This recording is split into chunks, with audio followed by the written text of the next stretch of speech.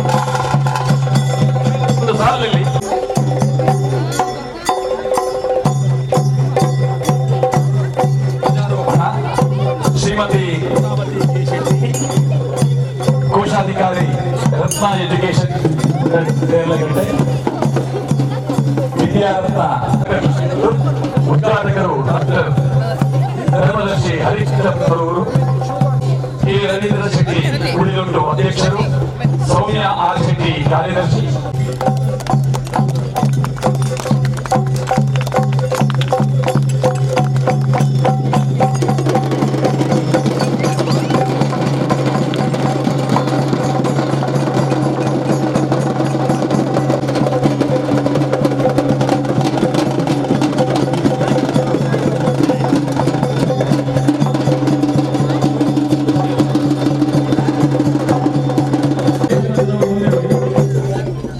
ಧರ್ಮದರ್ಶಿ Harikrishna ಪುನರು, doctor Harikrishna ರತ್ನೋತ್ಸವದ ಸಂಭ್ರಮ ಮುಗಿಯುತ್ತಲಿಗೆ ಚಪ್ಪಾಳೆಯೊಂದಿಗೆ ಇದು ಯಾವ ದಿಕ್ಕಿ?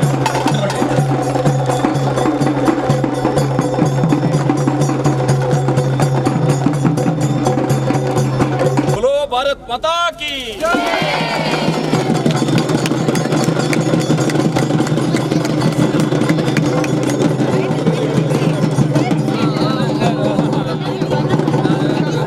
ಸುಂದರರಾವ್ ಸಭಾಂಗಣವನ್ನು ಪ್ರವೇಶಿಸ್ತಾ ಇದ್ದಾರೆ. ರತ್ನೋತ್ಸವದ ವಿದ್ಯಾರತ್ನ ಆಂಗ್ಲ ಮಾಧ್ಯಮ ಶಾಲೆಯ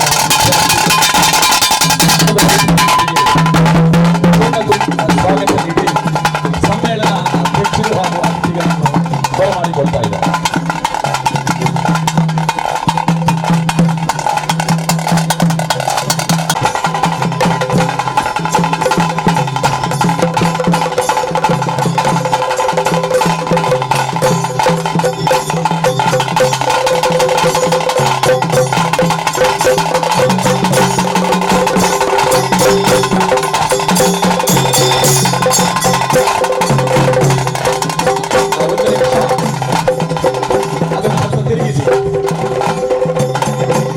ಸಾಹಿತ್ಯ ಸಾಂಸ್ಕೃತಿಕ ಸಮ್ಮೇಳನ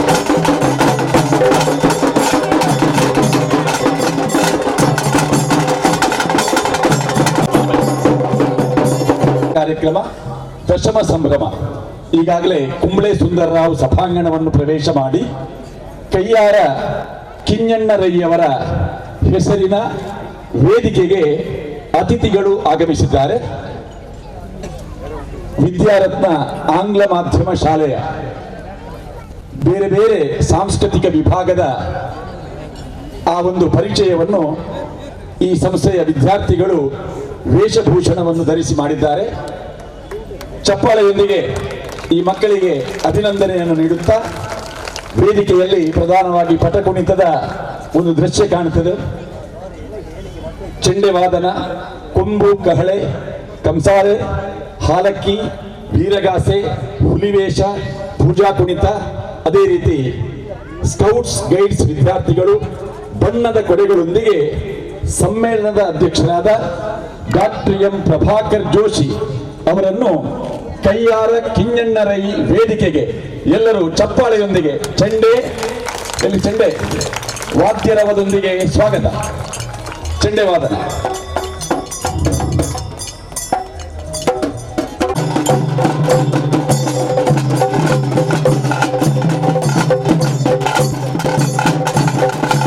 ಎರಡು 2022 ದಶಮ ಸಂಭ್ರಮ ಗೌರವ ಸಲಹೆಗಾರರಾದ ತೋನ್ಸೆ ಪುಷ್ಕಳ್ ಕುಮಾರ್ ಅವರ ಪ್ರಾರ್ಥನೆಯೊಂದಿಗೆ ಆರಂಭವಾಗ್ತದೆ.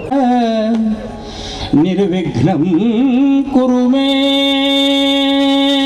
ದೇವ ಸರ್ವಕಾರ್ಯೇಷು ಸರ್ವದಾ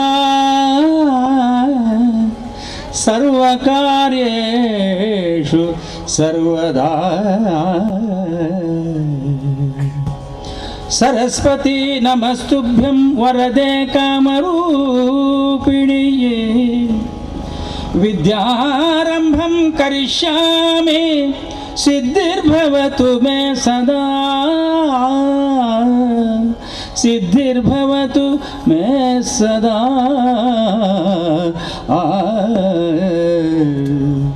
गुरुर्ब्रह्म गुरुर्विष्णु गुरुर्देवो महेश्वर गुरुर्साक्षात् परब्रह्म ತಸ್ಮೈ ಶ್ರೀ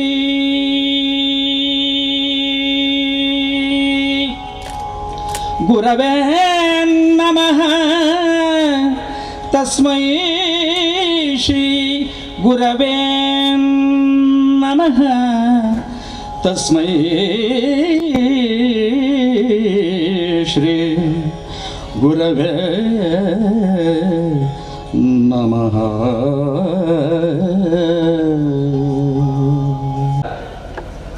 ಉಳಿದೊಟ್ಟು ಕೆ ರವೀಂದ್ರ ಶೆಟ್ಟಿ ಇವರ ಅಧ್ಯಕ್ಷತೆಯ ಈ ಸಂಸ್ಥೆ ತನ್ನದೇ ಆದಂತಹ ಸಾಂಸ್ಕೃತಿಕ ಸಾಹಿತ್ಯಿಕ ಕೊಡುಗೆಯನ್ನು ನೀಡುತ್ತಾ ಬಂದಿದೆ. ರತ್ನೋತ್ಸವ ಒಂದು ಅಪೂರ್ವ ಕಾರ್ಯಕ್ರಮ. ಈ ಉತ್ಸವಕ್ಕೆ ಸಮ್ಮೇಳನ ಅಧ್ಯಕ್ಷರು, ಅದೇ ರೀತಿ ರತ್ನೋತ್ಸವದ ಪ್ರಶಸ್ತಿ ಪ್ರದಾನ ಕಾರ್ಯಕ್ರಮ ಒಂದು ವೈಶಿಷ್ಟ್ಯಪೂರ್ಣವಾದಂತಹ ಕಾರ್ಯಕ್ರಮ. ಬೆಳಗಿನಿಂದ ರಾತ್ರಿಯ ತನಕ ನಡೆಯುವ ವೈವಿಧ್ಯಮಯ ಕಾರ್ಯಕ್ರಮಗಳ ಉದ್ಘಾಟನೆ ಇದೀಗ ಸಂಪನ್ನಗೊಳ್ಳಲಿದೆ. ಈ ಸಂಸ್ಥೆಯ ಸ್ಥಾಪಕರು, ಅದೇ ರೀತಿ ಕರ್ನಾಟಕ ರಾಜ್ಯ ಅಲೆಮಾರಿ ಅಭಿವೃದ್ಧಿ ನಿಗಮದ ಅಧ್ಯಕ್ಷರಾಗಿ ಆ ನಿಗಮಕ್ಕೆ ಕಾಯಕಲ್ಪ ನೀಡಿ ಅದನ್ನು ಮೆರೆಸಿದ ಖ್ಯಾತಿಯನ್ನು ಪಡೆದವರು ನಮ್ಮವರು ಕೆ ರವೀಂದ್ರ ಶೆಟ್ಟಿ ಉಳಿದೊಟ್ಟು ಅವರು. ರಾಜಕೀಯ, ಶೈಕ್ಷಣಿಕ, ಸೇವೆ, ಕ್ರೀಡೆ, ಕಂಬಳ ಹೀಗೆ ವೈವಿಧ್ಯಮಯ ಚಟುವಟಿಕೆಗಳಲ್ಲಿ ಸದಾ ಕ್ರಿಯಾಶೀಲರಾಗಿರುವ ರವೀಂದ್ರ ಶೆಟ್ಟಿಯವರ ಪರಿಕಲ್ಪನೆಯಲ್ಲಿ ಮೂಡಿಬಂದ ಈ ರತ್ನೋತ್ಸವ ಪ್ರಸ್ತಾವನೆಯೊಂದಿಗೆ ಸ್ವಾಗತಿಸುತ್ತಾರೆ ಕೆ ರವೀಂದ್ರ ಶೆಟ್ಟಿ ಉಳಿದೊಟ್ಟು. ನಾನು ನಂಬುವಂತಹ ಎಲ್ಲ ದೇವದೇವರನ್ನ ಮನಸ್ಸ ಸ್ಮರಿಸುತ್ತಾ, ನನ್ನೆಲ್ಲ ಗುರು ಹಿರಿಯರಿಗೆ ವಂದಿಸುತ್ತಾ, ನಮ್ಮ ವಿದ್ಯಾರತ್ನ ಆಂಗ್ಲ ಮಾಧ್ಯಮ ಶಾಲೆ ನಮಗೆಲ್ಲರಿಗೂ ಕೂಡ ಗೊತ್ತಿದೆ. ಈ ವಿದ್ಯಾಸಂಸ್ಥೆ 1998ರಲ್ಲಿ ನಮ್ಮ ದೇರಳಕಟ್ಟೆಯಲ್ಲಿ ನನ್ನ ತಾಯಿಯ ಹೆಸರಿನಲ್ಲಿ ಸ್ಥಾಪನೆಯಾದಂಥ ಈ ಒಂದು ವಿದ್ಯಾಸಂಸ್ಥೆ ಕಳೆದ 9 ವರ್ಷಗಳಿಂದ ಶಾಲಾ ವಾರ್ಷಿಕೋತ್ಸವವನ್ನು ನಾವು ಪ್ರತಿ ವರ್ಷ ಮಾಡ್ತಿದ್ವಿ. ಕಳೆದ 9 ವರ್ಷಗಳಿಂದ ನಮ್ಮ ಆಂಗ್ಲ ಮಾಧ್ಯಮ ಶಾಲೆ ಆದ್ರೂ ಕೂಡ ನಮ್ಮ ಶಾಲೆಯ ವಿದ್ಯಾರ್ಥಿಗಳಿಗೂ ನಮ್ಮ ನಾಡಿನ ಸಂಸ್ಕೃತಿ, ಸಂಸ್ಕಾರ, ಆಚಾರ, ವಿಚಾರ ಇವೆಲ್ಲವನ್ನು ಕೂಡ ತಿಳಿಸಿಕೊಡಬೇಕು, ಮಕ್ಕಳಲ್ಲೂ ಕೂಡ ಸಾಹಿತ್ಯಾಭಿಮಾನ ಬೆಳೆಯಬೇಕು ಎಂಬ ನಿಟ್ಟಿನಲ್ಲಿ ಕಳೆದ 9 ವರ್ಷಗಳಿಂದ ನಾನು, ನಮ್ಮ ಭಾಸ್ಕರ್ ಕುಕ್ಕೋಲಿಯವರು, ಕದ್ದೆ ನವನೀತನರವರು, ತೋನ್ಸೆ ಪುಷ್ಕಲ್ ಕುಮಾರ್ ಅವರು ನಾವೆಲ್ಲ ಹೀಗೆ ಕೂತು ಮಾತನಾಡಿದಾಗ ಒಂದು ಸಾಹಿತ್ಯ ಸಂಸ್ಥೆಗೆ ಸಂಬಂಧಪಟ್ಟಂಥ ಕಾರ್ಯಕ್ರಮ ಮಾಡುವಂತ ಹೇಳಿದಾಗ ನಮಗೆ ಒಳ್ಳೆಯದ್ದು ಕರಾವಳಿ ಕರ್ನಾಟಕದ ಸಾಹಿತ್ಯ ಸಾಂಸ್ಕೃತಿಕ ಸಮ್ಮೇಳನ. ಇದಕ್ಕೆ ಯಾವ ಹೆಸರನ್ನು ಕೊಡುವ ಅಂತ ಹೇಳುವಾಗ ನನ್ನ ಮನಸ್ಸಿಗೆ ಬಂದದ್ದು ನನ್ನ ತಾಯಿಯ ಹೆಸರು. ಆದ್ದರಿಂದ ಅದನ್ನು ಒಂದು ಉತ್ಸವವಾಗಿ, ಅದು ರತ್ನೋತ್ಸವವಾಗಿ ಬರಬೇಕು ಎಂಬ ನೆಲೆಯಲ್ಲಿ ನಾವು ಕಳೆದ 9 ವರ್ಷಗಳಿಂದ ಈ ಒಂದು ಕಾರ್ಯಕ್ರಮವನ್ನು ಮಾಡ್ತಾ ಬಂದಿದ್ದೇವೆ. ಈ ಸಂದರ್ಭದಲ್ಲಿ ನಾವು ಬೇರೆ ಬೇರೆ ಈ ಒಂದು ಸಾಹಿತ್ಯ ಸಮ್ಮೇಳನ ಆದಾಗ ಒಬ್ಬರು ಸರ್ವ ಅಧ್ಯಕ್ಷರು ಬೇಕು, ಆಮೇಲೆ ವಿಚಾರಗೋಷ್ಠಿ ಆಗಬೇಕು, ಇನ್ನಿತರ ಕವಿಗೋಷ್ಠಿ ಆಗಬೇಕು, ಬೇರೆ ಬೇರೆ ರೀತಿಯಾದ ಸಾಂಸ್ಕೃತಿಕ ಮನೋರಂಜನೆ ಕೊಡತಕ್ಕಂಥ ಕಾರ್ಯಕ್ರಮಗಳ ವೇದಿಕೆಯಲ್ಲಿ ನಡೆಯಬೇಕು.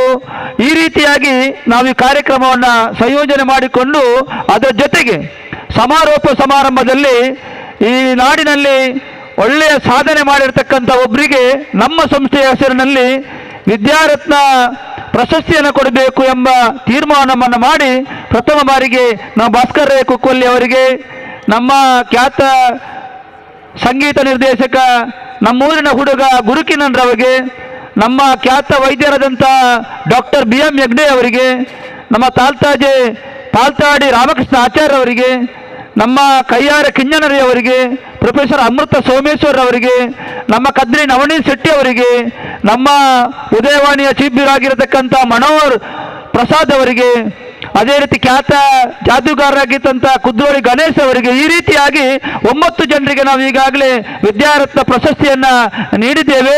ಇವತ್ತು 10ನೆಯ ನಮ್ಮ ದಸಮ ಸಂಭ್ರಮದಲ್ಲಿ ಈ ರತ್ನೋತ್ಸವ ಕಾರ್ಯಕ್ರಮ ಇದೆ. ಅದೇ ರೀತಿ ಪ್ರಾರಂಭದಲ್ಲಿ ಈ ಸಮ್ಮೇಳನದ ಸರ್ವಾಧ್ಯಕ್ಷರಾಗಿದ್ದವರು ಹಿರಿಯ ಸಾಹಿತಿ ಆಗಿರ್ತಕ್ಕಂಥ ದಿವಂಗತ ಏರಿಯ ಲಕ್ಷ್ಮೀನಾರಾಯಣ ಆಳ್ವರಿಂದ ಹಿಡಿದು ಮೊನ್ನೆಯ 9ನೇ ವರ್ಷದ ಸಮ್ಮೇಳನಾಧ್ಯಕ್ಷರಾಗಿ ನನ್ನ ಸರ್ಕಾರಿ ಕಾಲೇಜಿನಲ್ಲಿ ಉಪನ್ಯಾಸಕರಾಗಿದ್ದಂಥ ಭುವನೇಶ್ವರಿ ಹೆಗಡೆ ಅವರ ಒಂದು ಅಧ್ಯಕ್ಷತೆಯಲ್ಲಿ ನಡೆದಂಥ ಸಮ್ಮೇಳನ ಇವತ್ತು ಬಹಳ ವಿಶೇಷವಾಗಿ ನಮ್ಮ ಈ ಒಂದು ಕರಾವಳಿ ಕರ್ನಾಟಕದ ಸಾಹಿತ್ಯ ಸಾಂಸ್ಕೃತಿಕ ಸಮ್ಮೇಳನ ನಾಡು ನುಡಿ ವೈಭವದ ಈ ರತ್ನೋತ್ಸವದ ಸರ್ವಾಧ್ಯಕ್ಷರಾಗಿ ಇವತ್ತು ನಮ್ಮ ಜೊತೆ ವಿರಾಜಮಾನರಾಗಿ ಈ ವೇದಿಕೆಯಲ್ಲಿ ಈಗಾಗಲೇ ತಾವೆಲ್ಲ ನೋಡಿದ್ರಿ. ಬೆಲ್ಮಾ ಪಂಚಾಯತಿನ ಅಯ್ಯಪ್ಪ ದೇವಸ್ಥಾನ ಸ್ವಾಮಿಯ ಒಟಾರದಿಂದ ಒಂದು ಭವ್ಯ ಮೆರವಣಿಗೆಯಲ್ಲಿ ನಾವು ಅವರನ್ನ ಈ ವೇದಿಕೆಗೆ ಕದ್ರಿ ನವನೀತನವರು ಹೇಳಿದಂತೆ ನಾವು ಅವರನ್ನ ಈ ವೇದಿಕೆಗೆ ಕರೆತಂದಿದ್ದೇವೆ. ನನ್ನ ಎಲ್ಲ ಕೆಲಸಗಳಿಗೆ ಕೂಡ ಮಾರ್ಗದರ್ಶನ ಮಾಡುವಂತಹ ಹಿರಿಯ ಸಾಹಿತಿಗಳು, ಯಕ್ಷಗಾನ ವಿದ್ವಾಂಸರು, ಮೊನ್ನೆ ನಮ್ಮ ಕನ್ನಡ ರಾಜ್ಯೋತ್ಸವ ಪ್ರಶಸ್ತಿಯನ್ನು ಪಡೆದಿರತಕ್ಕಂಥ ಪಾರ್ಥಿಸುಬ್ಬ ಪ್ರಶಸ್ತಿಯನ್ನು ಕೂಡ ಪಡೆದಿರತಕ್ಕಂಥ ನಮ್ಮೆಲ್ಲರ ಹಿರಿಯರು ಮಾರ್ಗದರ್ಶಕರಾಗಿರತಕ್ಕಂಥ ಡಾಕ್ಟರ್ ಎಂ ಪ್ರಭಾಕರ್ ಜೋಶಿ ಅವರು ಇವತ್ತು ನಮ್ಮ ಸಮ್ಮೇಳನದ ಅಧ್ಯಕ್ಷರಾಗಿ ವೇದಿಕೆಯಲ್ಲಿ ಆಸೀನರಾಗಿದ್ದಾರೆ. ಅವರನ್ನ ನಾನು ನಿಮ್ಮೆಲ್ಲರ ಪರವಾಗಿ ಆರ್ಥಿಕವಾಗಿ ಈ ಒಂದು ಕಾರ್ಯಕ್ರಮಕ್ಕೆ ನಮ್ಮ ಸಂಸ್ಥೆಯ ವತಿಯಿಂದ ನನ್ನ ವೈಯಕ್ತಿಕನಲ್ಲಿ ಸ್ವಾಗತವನ್ನು ಮಾಡ್ತೀನಿ. ಅದೇ ರೀತಿ ಈ ಒಂದು ಸಮ್ಮೇಳನವನ್ನು ಉದ್ಘಾಟನೆ ಮಾಡಬೇಕು ಅಂತೇಳಿ ನಮ್ಮ ಕನ್ನಡ ಸಾಹಿತ್ಯ ಪರಿಷತ್ತಿನ ಮಾಜಿ ರಾಜ್ಯಾಧ್ಯಕ್ಷರು ಆಗಿರತಕ್ಕಂಥ ನಮ್ಮೆಲ್ಲ ಕಾರ್ಯಕ್ರಮಕ್ಕೆ ಸದಾ ನನ್ನ ಈ ಒಂದು ಉತ್ಸವ ಆಗಿರಲಿ, ನನ್ನ ಇನ್ನಿತರ ಎಲ್ಲ ಸಮಾಜಮುಖಿ ಕಾರ್ಯಗಳಿಗೆ ಸದಾ ನನಗೆ ಪ್ರೋತ್ಸಾಹದ ಮಾತುಗಳನ್ನು ನೀಡಿ ಆಶೀರ್ವಾದವನ್ನು ಮಾಡುತ್ತಿರುವಂತಹ ಧರ್ಮದರ್ಶಿ ಹರಿಕೃಷ್ಣ ಪುನರೂರವರು ಈ ಒಂದು ಕಾರ್ಯಕ್ರಮ ಉದ್ಘಾಟನೆ ಮಾಡಲಿಕ್ಕೆ ನಮ್ಮ ಜೊತೆ ಬಂದು ಸೇರಿಕೊಂಡಿದ್ದಾರೆ. ಅವರನ್ನು ಕೂಡ ನಾನು ಬಹಳ ಗೌರವದಿಂದ ಈ ಸಂದರ್ಭದಲ್ಲಿ ಸ್ವಾಗತವನ್ನು ಮಾಡ್ತೀನಿ. ಬಹಳ ಮುಖ್ಯವಾಗಿ ಈ ವಿದ್ಯಾಸಂಸ್ಥೆ ಇರುವಂತಹದ್ದು ನನ್ನ ತಾಯಿಯ ಹೆಸರಿನಲ್ಲಿ ಮಾತೃಶ್ರೀ ರತ್ನಾವತಿ ಕೆ ಶೆಟ್ಟಿ ಅವರು ವೇದಿಕೆಯಲ್ಲಿದ್ದಾರೆ. ಅವರನ್ನು ನಾನು ಬಹಳ ಗೌರವದಿಂದ ಅವರ ಆಶೀರ್ವಾದವನ್ನು ಬೇಡುತ್ತಾ ಅವರನ್ನು ನಾನು ಹಾರ್ದಿಕವಾಗಿ ಸ್ವಾಗತಿಸ್ತಾ ಇದ್ದೇನೆ. ಆ ಕಡೆಯಿಂದ ಈ ಕಡೆ ನನ್ನ ತಂದೆಯವರು ಕೂಡ ಕೊರಗಪ್ಪ ಶೆಟ್ಟಿ ಅವರು ಕೂಡ ಉಳಿದೊಟ್ಟು ಕೂತಿದ್ದಾರೆ. ಅವರದ್ದು ಕೂಡ ಆಶೀರ್ವಾದವನ್ನು ಪಡೆದು ಗೌರವದಿಂದ ಈ ಕಾರ್ಯಕ್ರಮ ಸ್ವಾಗತವನ್ನು ಮಾಡ್ತೀನಿ. ಅದೇ ರೀತಿ ಇನ್ನೊಬ್ಬರು ಮುಖ್ಯ ಅತಿಥಿಗಳಾಗಿ ನನ್ನ ಎಲ್ಲ ಕೆಲಸ ಕಾರ್ಯಗಳಿಗೂ, ಅದು ಯಾವುದೇ ಇಲ್ಲ, ಸಾಮಾಜಿಕ ಧಾರ್ಮಿಕ ರಾಜ್ಯ ಎಲ್ಲ ಕೆಲಸಗಳ ಕಾರ್ಯಗಳಿಗೂ ಕೂಡ ನನಗೆ ಒಂದು ರೀತಿಯಲ್ಲಿ ಮಾರ್ಗದರ್ಶನ ನೀಡುತ್ತಿರುವಂತಹ ಹಿರಿಯರಾದಂತಹ ನಮ್ಮ ಕರ್ನಾಟಕ ಸರ್ಕಾರದ ಹಿಂದುಳಿದ ವರ್ಗಗಳ ಆಯೋಗದ ನಿರ್ದೇಶಕರಾಗಿರತಕ್ಕಂಥ ಗೌರವಾನ್ವಿತ KT ಸುವರ್ಣರವರು ನಮ್ಮ ಜೊತೆ ವೇದಿಕೆಯಲ್ಲಿದ್ದಾರೆ. ಅವರನ್ನು ಕೂಡ ನಾನು ಬಹಳ ಪ್ರೀತಿಯಿಂದ ಗೌರವದಿಂದ ಅವರನ್ನು ಸ್ವಾಗತವನ್ನು ಮಾಡ್ತೀನಿ. ಅದೇ ರೀತಿ ಬಹಳ ಮುಖ್ಯವಾಗಿ ಕದ್ರಿ ನವನೀತನ ಹೇಳಿದಂತೆ ನಾನು ಕರ್ನಾಟಕ ರಾಜ್ಯ ಸರ್ಕಾರದ ಅಲೆಮಾರಿ ಮತ್ತು ಅರೆ ಅಲೆಮಾರಿ ಅಭಿವೃದ್ಧಿ ನಿಗಮದ ಅಧ್ಯಕ್ಷನಾಗಿ 1 ವರ್ಷ 7 ತಿಂಗಳವರೆಗೆ ಆ ಒಂದು ಜವಾಬ್ದಾರಿಯನ್ನು ನಿರ್ವಹಿಸುತ್ತಿರುವಾಗ ಇಡೀ ರಾಜ್ಯಾದ್ಯಂತ ಪ್ರವಾಸವನ್ನು ಮಾಡಿದ ಸಂದರ್ಭದಲ್ಲಿ ಬಹಳಷ್ಟು ಅಲೆಮಾರಿ ಅರೆ ಅಲೆಮಾರಿ ಜನಾಂಗದ 46 ಜಾತಿ ಜನಾಂಗಕ್ಕೆ ಒಳಪಟ್ಟಂತಹ ಸಮುದಾಯದ ಮುಖಂಡರ ಬಹಳಷ್ಟು ಪ್ರೀತಿ ವಿಶ್ವಾಸ ನನ್ನ ಮೇಲಿದೆ. ಆ ರೀತಿಯಲ್ಲಿ ಇವತ್ತು ನಮ್ಮ ಕರ್ನಾಟಕ ರಾಜ್ಯ ಅಲೆಮಾರಿ ಮತ್ತು ಅರೆ ಅಲೆಮಾರಿ ಒಕ್ಕೂಟದ ರಾಜ್ಯದ ಪ್ರಧಾನ ಸಂಚಾಲಕರು ಪತ್ರಿಕಾ ಪ್ರತಿನಿಧಿಗಳಾಗಿರ್ತಕ್ಕಂಥ ಪ್ರಕಾಶ್ ಬೆಂಗಳೂರು ನಮ್ಮ ಜೊತೆ ಇದ್ದಾರೆ. ಅವರನ್ನು ಕೂಡ ನಾನು ಬಹಳ ಆತ್ಮೀಯವಾಗಿ ಈ ಕಾರ್ಯಕ್ರಮಕ್ಕೆ ಸ್ವಾಗತವನ್ನು ಕೊಡ್ತೀನಿ. ಅದೇ ರೀತಿ ಯುವ ನ್ಯಾಯವಾದಿಗಳಾಗಿ ನಮ್ಮ ಕರ್ನಾಟಕ ರಾಜ್ಯ ಅಲೆಮಾರಿ ಮತ್ತು ಅರೆ ಅಲೆಮಾರಿ ಜನಾಂಗಗಳ ಒಕ್ಕೂಟದ ರಾಜ್ಯ ಪ್ರಧಾನ ಕಾರ್ಯದರ್ಶಿ ಆಗಿರತಕ್ಕಂಥ ಪ್ರತಾಪ್ ಜೋಗಿ ಚಿತ್ರದುರ್ಗ ಬಂದು ಸೇರಿಕೊಂಡಿದ್ದಾರೆ. ಅವರನ್ನು ಕೂಡ ನಾನು ಬಹಳ ಪ್ರೀತಿಯಿಂದ ಈ ಕಾರ್ಯಕ್ರಮಕ್ಕೆ ಸ್ವಾಗತವನ್ನು ಕೊಡ್ತೀನಿ. ಅದೇ ರೀತಿ ನಮ್ಮ ಮೈಸೂರಿನ ಯಾಚೇಗೌಡನಲ್ಲಿಯ ಮಂಜುನಾಥ್ ನಮ್ಮ ಜೊತೆ ಸೇರಿಕೊಂಡಿದ್ದಾರೆ. ನಮ್ಮ ಅಲೆಮಾರಿ ಮತ್ತು ಅರೆ ಅಲೆಮಾರಿದ ಮೈಸೂರು ಜಿಲ್ಲೆಯ ನಾಮನಿರ್ದೇಶಿತ ಸದಸ್ಯರು, ಅವರನ್ನು ಕೂಡ ನಾನು ಬಹಳ ಪ್ರೀತಿಯಿಂದ ಹಾರ್ದಿಕವಾಗಿ ಸ್ವಾಗತಿಸ್ತಾ ಇದ್ದೇನೆ. ಅದೇ ರೀತಿ ವೇದಿಕೆಯಲ್ಲಿ ಈ ಒಂದು ಸಂಸ್ಥೆಯ ಗೌರವ ಸಲಹೆಗಾರರಾಗಿರ್ತಕ್ಕಂಥ ಭಾಸ್ಕರ್ ಕುಕ್ಕೊಲ್ಲಿ ಅವರು ನಮ್ಮ ಜೊತೆ ಇದ್ದಾರೆ. ಅವರನ್ನು ಕೂಡ ನಾನು ಆರ್ಥಿಕವಾಗಿ ಸ್ವಾಗತಿಸ್ತಾ, ಜೊತೆಗೆ ನಮ್ಮ ಈ ಒಂದು ಸಂಸ್ಥೆಯ ಗೌರವ ಸಲಹೆಗಾರರಂತ ಕದ್ದೆ ನವಣಶೆಟ್ಟಿ ಅವರು ಕೂಡ ನಮ್ಮ ಜೊತೆ ಇದ್ದಾರೆ. ಅವರನ್ನು ಕೂಡ ನಾನು ಆತ್ಮೀಯವಾಗಿ ಸ್ವಾಗತವನ್ನು ಕೊಡುತ್ತಾ, ನಮ್ಮ ತೋನ್ಸೆ ಪುಷ್ಕಲ್ ಕುಮಾರ್ ಅವರು ಕೂಡ ನಮ್ಮೆಲ್ಲ ಕಾರ್ಯಕ್ರಮದಲ್ಲಿ ಸದಾ ನಮ್ಮ ಜೊತೆ ಸಹಕರಿಸುವವರು, ಅವರಿಗೂ ಕೂಡ ಆರ್ಥಿಕವಾದ ಸ್ವಾಗತವನ್ನು ಕೊಡುತ್ತಾ, ನಮ್ಮ ಸಂಸ್ಥೆಯ ಕಾರ್ಯದರ್ಶಿ ಸೌಮ್ಯ ಶೆಟ್ಟಿ ಅವರಿದ್ದಾರೆ. ನಮ್ಮ ಶಾಲೆಯ ಮುಖ್ಯೋಪಾಧ್ಯಾಯಿನಿ ನಹೀಂ ಹಮೀದ್ ರವರು ನಮ್ಮ ಜೊತೆ ಇದ್ದಾರೆ. ಇಲ್ಲಿ ಬಂದು ಸೇರಿರ್ತಕ್ಕಂಥ ಎಲ್ಲ ನಮ್ಮ ಶಾಲೆಯ ನನ್ನ ಪ್ರೀತಿಯ ವಿದ್ಯಾರ್ಥಿಗಳಿದ್ದೀರಿ. ಇನ್ನಷ್ಟು ಪೋಷಕರೆಲ್ಲ ಬರ್ಲಿಕ್ಕಿದ್ದಾರೆ. ಈ ಊರಿನ ಎಲ್ಲ ಸಜ್ಜನ ಬಂಧುಗಳಿಗೆ ಕೂಡ ನಮ್ಮ ವಿದ್ಯಾರತ್ನ ವಿದ್ಯಾಸಂಸ್ಥೆಯ ಪರವಾಗಿ ನನ್ನ ವೈಯಕ್ತಿಕ ನೆಲೆಯಲ್ಲಿ ಹಾರ್ದಿಕವಾದ ಸ್ವಾಗತವನ್ನು ಸಲ್ಲಿಸಿ ನನ್ನ ಸ್ವಾಗತ ಮಾತುಗಳನ್ನು ನಿಲ್ಲಿಸ್ತೀನಿ. ರತ್ನೋತ್ಸವದ ಸಮ್ಮೇಳನ ಅಧ್ಯಕ್ಷರು ಡಾಕ್ಟರ್ ಎಂ ಪ್ರಭಾಕರ್ ಜೋಶಿ ಅವರನ್ನು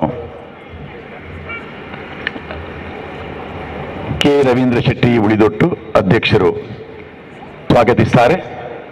ಸಮ್ಮೇಳನ ಅಧ್ಯಕ್ಷತೆಯನ್ನು ವಹಿಸಿಕೊಳ್ಳಬೇಕಾಗಿ ಗೌರವಪೂರ್ವಕವಾಗಿ ಅವರಲ್ಲಿ ವಿನಂತಿ ಮಾಡಿಕೊಂಡು ಕಾರ್ಯಕ್ರಮವನ್ನು ಉದ್ಘಾಟಿಸಲಿರುವ ಡಾಕ್ಟರ್ ಧರ್ಮದರ್ಶಿ ಹರಿಕೃಷ್ಣ ಪುನರೂರು, ಶ್ರೀಮತಿ ರತ್ನಾವತಿ ಕೆ ಶೆಟ್ಟಿ, ಕೋಶಾಧಿಕಾರಿ, ರತ್ನ ಎಜುಕೇಶನ್ ಟ್ರಸ್ಟ್ ರಿಜಿಸ್ಟರ್ಡ್, ತಂದೆ ತಾಯಿಯವರನ್ನು ಮೊದಲು ಗೌರವಿಸಿ ಅವರ ಆಶೀರ್ವಾದವನ್ನು ಪಡೆದು ರವೀಂದ್ರ ಶೆಟ್ಟರು ಮುಂದೆ ಅತಿಥಿಗಳನ್ನು ಸ್ವಾಗತಿಸುತ್ತಾರೆ. KT ಸುವರ್ಣರು, ನಿರ್ದೇಶಕರು, ಕರ್ನಾಟಕ ಹಿಂದುಳಿದ ವರ್ಗಗಳ ಆಯೋಗ, ಬೆಂಗಳೂರು.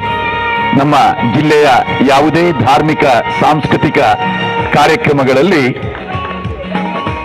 ಧರ್ಮರಾಯನ ಹಾಗೆ ಭಾಗವಹಿಸಿ ಮಾರ್ಗದರ್ಶನ ಮಾಡುವ ಹಿರಿಯರು KT ಸುವರ್ಣರು. ಪ್ರಕಾಶ್ ಬೆಂಗಳೂರು, ಪತ್ರಿಕಾ ಪ್ರತಿನಿಧಿ, ಪ್ರಧಾನ ಸಂಚಾಲಕರು, ಕರ್ನಾಟಕ ಅಲೆಮಾರಿ ಅರೆ ಅಲೆಮಾರಿ ಜನಾಂಗಗಳ ಒಕ್ಕೂಟ, ರಿಜಿಸ್ಟರ್ಡ್, ಬೆಂಗಳೂರು. ಚಿತ್ರದುರ್ಗದ ನ್ಯಾಯವಾದಿಗಳು ಪ್ರತಾಪ್ ಓ ಜೋಗಿ, ಪ್ರಧಾನ ಕಾರ್ಯದರ್ಶಿಗಳು, ಕರ್ನಾಟಕ ರಾಜ್ಯ ಅಲೆಮಾರಿ ಅರೆ ಅಲೆಮಾರಿ ಜನಾಂಗಗಳ ಒಕ್ಕೂಟ, ರಿಜಿಸ್ಟರ್ಡ್, ಬೆಂಗಳೂರು.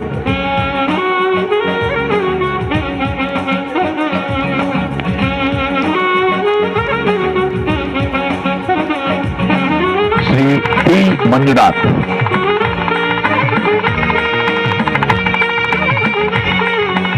ವೇದಿಕೆಯಲ್ಲಿ ಗೌರವ ಸಲಹೆಗಾರರಾದ ಪ್ರೊಫೆಸರ್ ಭಾಸ್ಕರ್ ರೈ ಕುಕ್ಕುವಳ್ಳಿ ಅವರಿದ್ದಾರೆ. ತೋನ್ಸೆ ಪುಷ್ಕಲ್ ಕುಮಾರ್ ಅವರಿದ್ದಾರೆ. ಮುಖ್ಯೋಪಾಧ್ಯಾಯರು ಶ್ರೀಮತಿ ನಯೀಂ ಹಮೀದ್.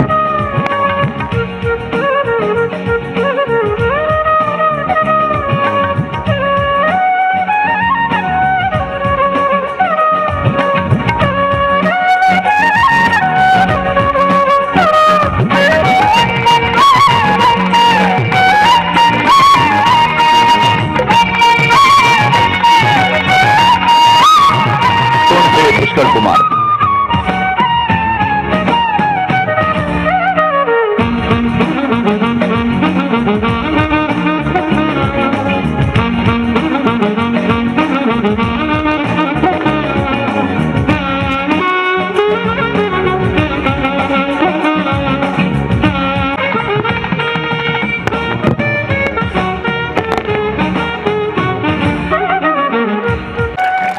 ಈಗ ಅಧ್ಯಕ್ಷರು ಸ್ವಾಗತಿಸಿದ್ದು ಕಾರ್ಯದರ್ಶಿಗಳನ್ನು. ಕಟ್ಟೆ ನಾಡು ನುಡಿ ವೈಭವ ಕನ್ನಡ ಸಾಹಿತ್ಯ ಪರಿಷತ್ತಿನ ರಾಜ್ಯಾಧ್ಯಕ್ಷರಾಗಿ ಸಾಹಿತ್ಯ ವಲಯಕ್ಕೆ ಅವರು ನೀಡಿದ ದೇಣಿಗೆ ಅಪಾರ. ನಮ್ಮ ಜಿಲ್ಲೆಯಲ್ಲಿ ನಡೆಯುವ ಯಾವುದೇ ಸಾಂಸ್ಕೃತಿಕ ಚಟುವಟಿಕೆಗಳು, ಸಂಘ ಸಂಸ್ಥೆಗಳಿಗೆ ಗೌರವಾಧ್ಯಕ್ಷರಾಗಿ, ಮಾರ್ಗದರ್ಶಕರಾಗಿ ಆ ಕಾರ್ಯಕ್ರಮಗಳನ್ನೆಲ್ಲ ಪ್ರೋತ್ಸಾಹಿಸುತ್ತಿರುವ ಡಾಕ್ಟರ್ ಧರ್ಮದರ್ಶಿ ಹರಿಕೃಷ್ಣ ಪುನರೂರು ಅವರು ಕಾರ್ಯಕ್ರಮವನ್ನು ಉದ್ಘಾಟಿಸ್ತಾ ಇದ್ದಾರೆ.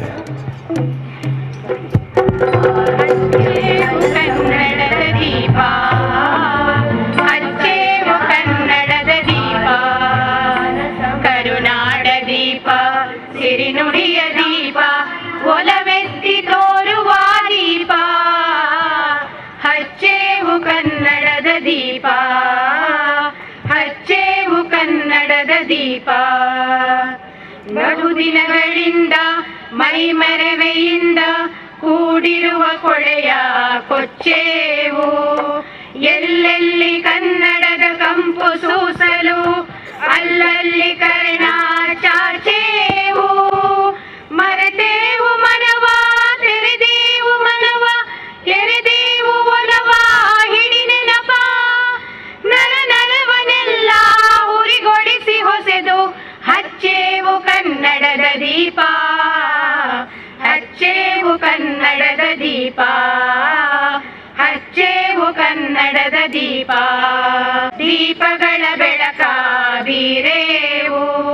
ಹಚ್ಚಿರುವ ದೀಪದಲ್ಲಿ ತಾಯ ರೂಪ ಅಚ್ಚಳಿಯದಂತೆ ತೋರೇವು. ಒಡಲೊಡಲ ಕಿಚ್ಚಿನ ಕಿಡಿಗಳನ್ನು ಗಡಿನಾಡಿನಾಚೆ ತೂರೇವು.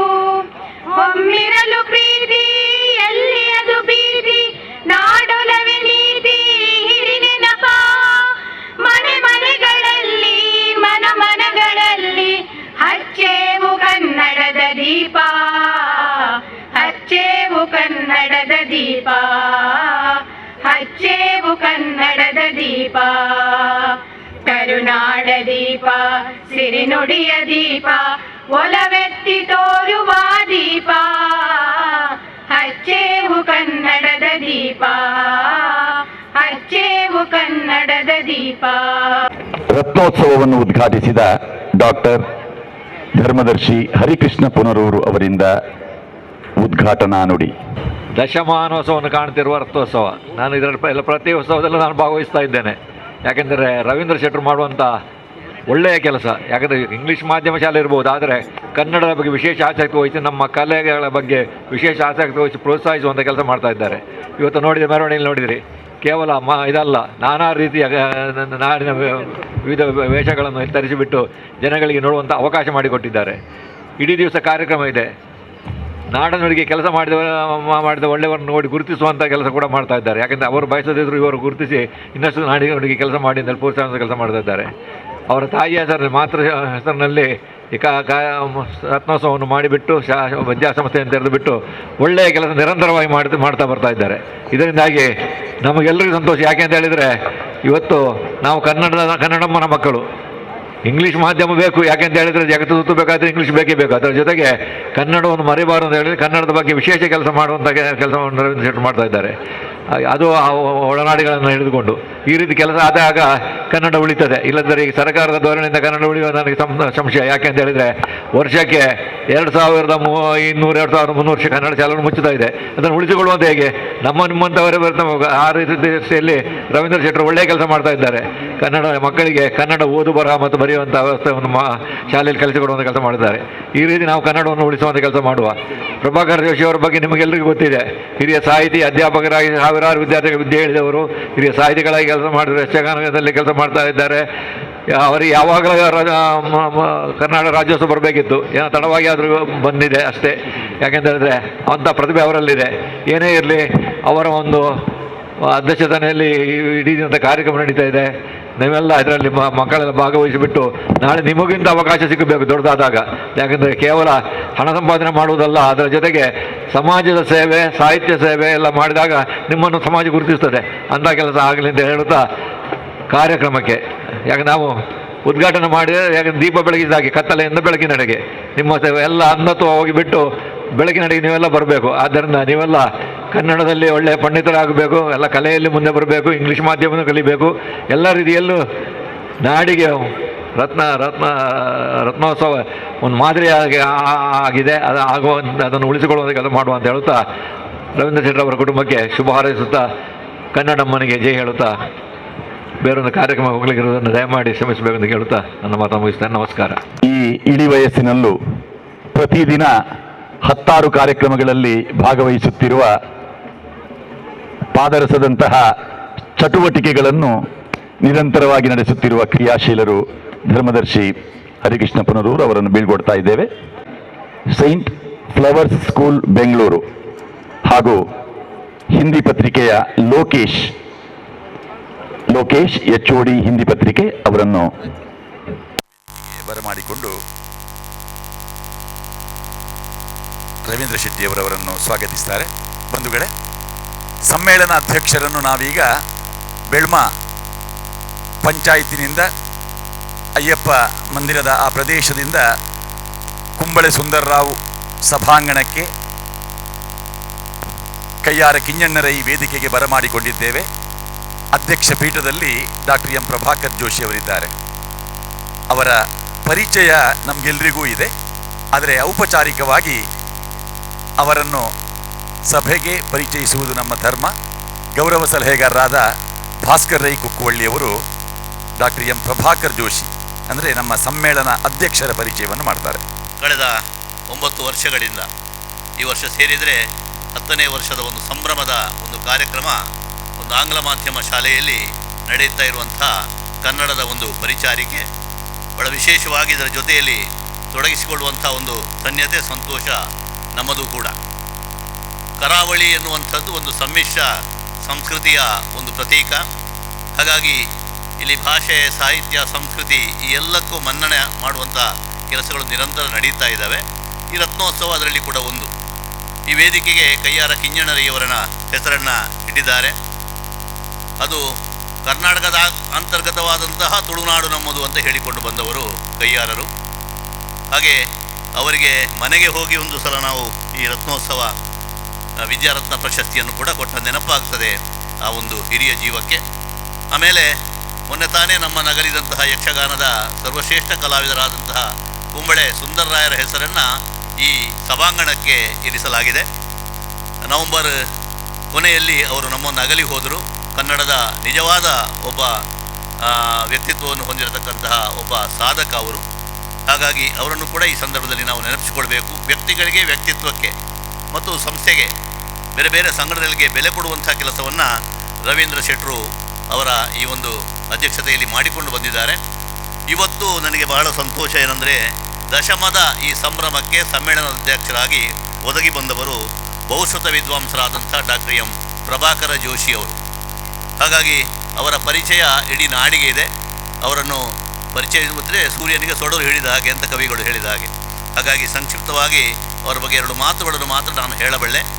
ಈಗಾಗಲೇ ಮಂಗಳೂರಿನ ಕನ್ನಡ ಸಾಹಿತ್ಯ ಪರಿಷತ್ತಿನ ತಾಲೂಕು ಅಧ್ಯಕ್ಷರಾಗಿ ಕೂಡ ಅವರು ಕೆಲಸ ಮಾಡಿದ್ದಾರೆ, ಸಮ್ಮೇಳನಾಧ್ಯಕ್ಷರಾಗಿ.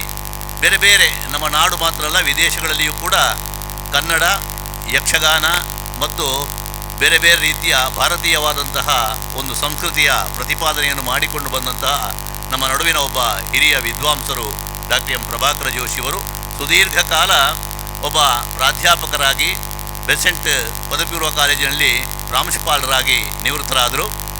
ಒಬ್ಬ ವಿದ್ವಾಂಸನಿಗೆ ನಿವೃತ್ತಿ ಎನ್ನುವಂಥದ್ದು ಖಂಡಿತ ಇಲ್ಲ. ಹಾಗಾಗಿ ಅವರು ಏನು ಮಾಡಿಕೊಂಡು ಬಂದಿದ್ದಾರೆ ಸಾರಸ್ವತ ಲೋಕದ ಕೆಲಸ, ಅದನ್ನು ನಿರಂತರವಾಗಿ ಈಗ ಮುಂದುವರಿಸಿಕೊಂಡು ಹೋಗ್ತಾ ಇದ್ದಾರೆ. 70-75ರ ಅಂಚಿನಲ್ಲಿರುವಂಥ ಈ ಸಂದರ್ಭದಲ್ಲಿ ಕೂಡ ಕ್ರಿಯಾಶಾಲರಾಗಿ ದಿನಕ್ಕೆ 2-3 ಕಾರ್ಯಕ್ರಮಗಳಲ್ಲಿ ಭಾಗವಹಿಸ್ತಾ ಇರತಕ್ಕಂತಹ ಒಂದು ಅವರ ಚೈತನ್ಯದ ಗುಟ್ಟು ಏನು ಅಂತ ಹೇಳಿದರೆ, ಒಂದು ಪಾದರಸತನದ ಒಂದು ವ್ಯಕ್ತಿತ್ವ, ಎಲ್ಲರ ಜೊತೆಯಲ್ಲಿ ಬೆರೆತು ಬಾಳುವಂತಹ ಒಂದು ಜೀವನದ ಒಂದು ಶೈಲಿ ಇದ್ದಾರೆ. ಅದು ಜಾಗರ ಇರ್ಬೋದು, ಮಾರುಮಾಲೆ ಇರ್ಬೋದು, ಯಕ್ಷಗಾನ ಪದಕೋಶ ಇರ್ಬೋದು, ಇದೆಲ್ಲವೂ ಕೂಡ ಒಂದಿಲ್ಲೊಂದು ರೀತಿಯಲ್ಲಿ ನಮಗೆ ಮಾರ್ಗದರ್ಶಕವಾದದ್ದು. ಯುವಜನಾಂಗಕ್ಕಂಥವರಿಗೆ ವಿಶೇಷವಾಗಿ ಅವರ ಅರ್ಥಗಾರಿಕೆ ಇರಬಹುದು ಅಥವಾ ಅವರ ಬೇರೆ ರೀತಿಯ ಈ ಒಂದು ಗೋಷ್ಠಿಯಲ್ಲಿ ಅವರು ಮಾತನಾಡುವಂಥ ಉಪನ್ಯಾಸಗಳಿರ್ಬೋದು.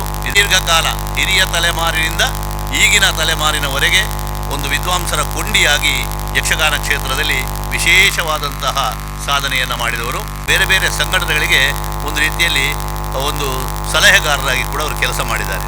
ಇಲ್ಲಿ ಅವರಿಗೆ ನಾವು ನಮ್ಮ ಯಕ್ಷಾಂಗಣ ರಾಜ್ಯೋತ್ಸವ ಪುರಸ್ಕಾರವನ್ನು ಕೂಡ ಆ ಕಾಲಕ್ಕೆ ಕೊಟ್ಟದ್ದು ನನಗೆ ನೆನಪಾಗ್ತದೆ.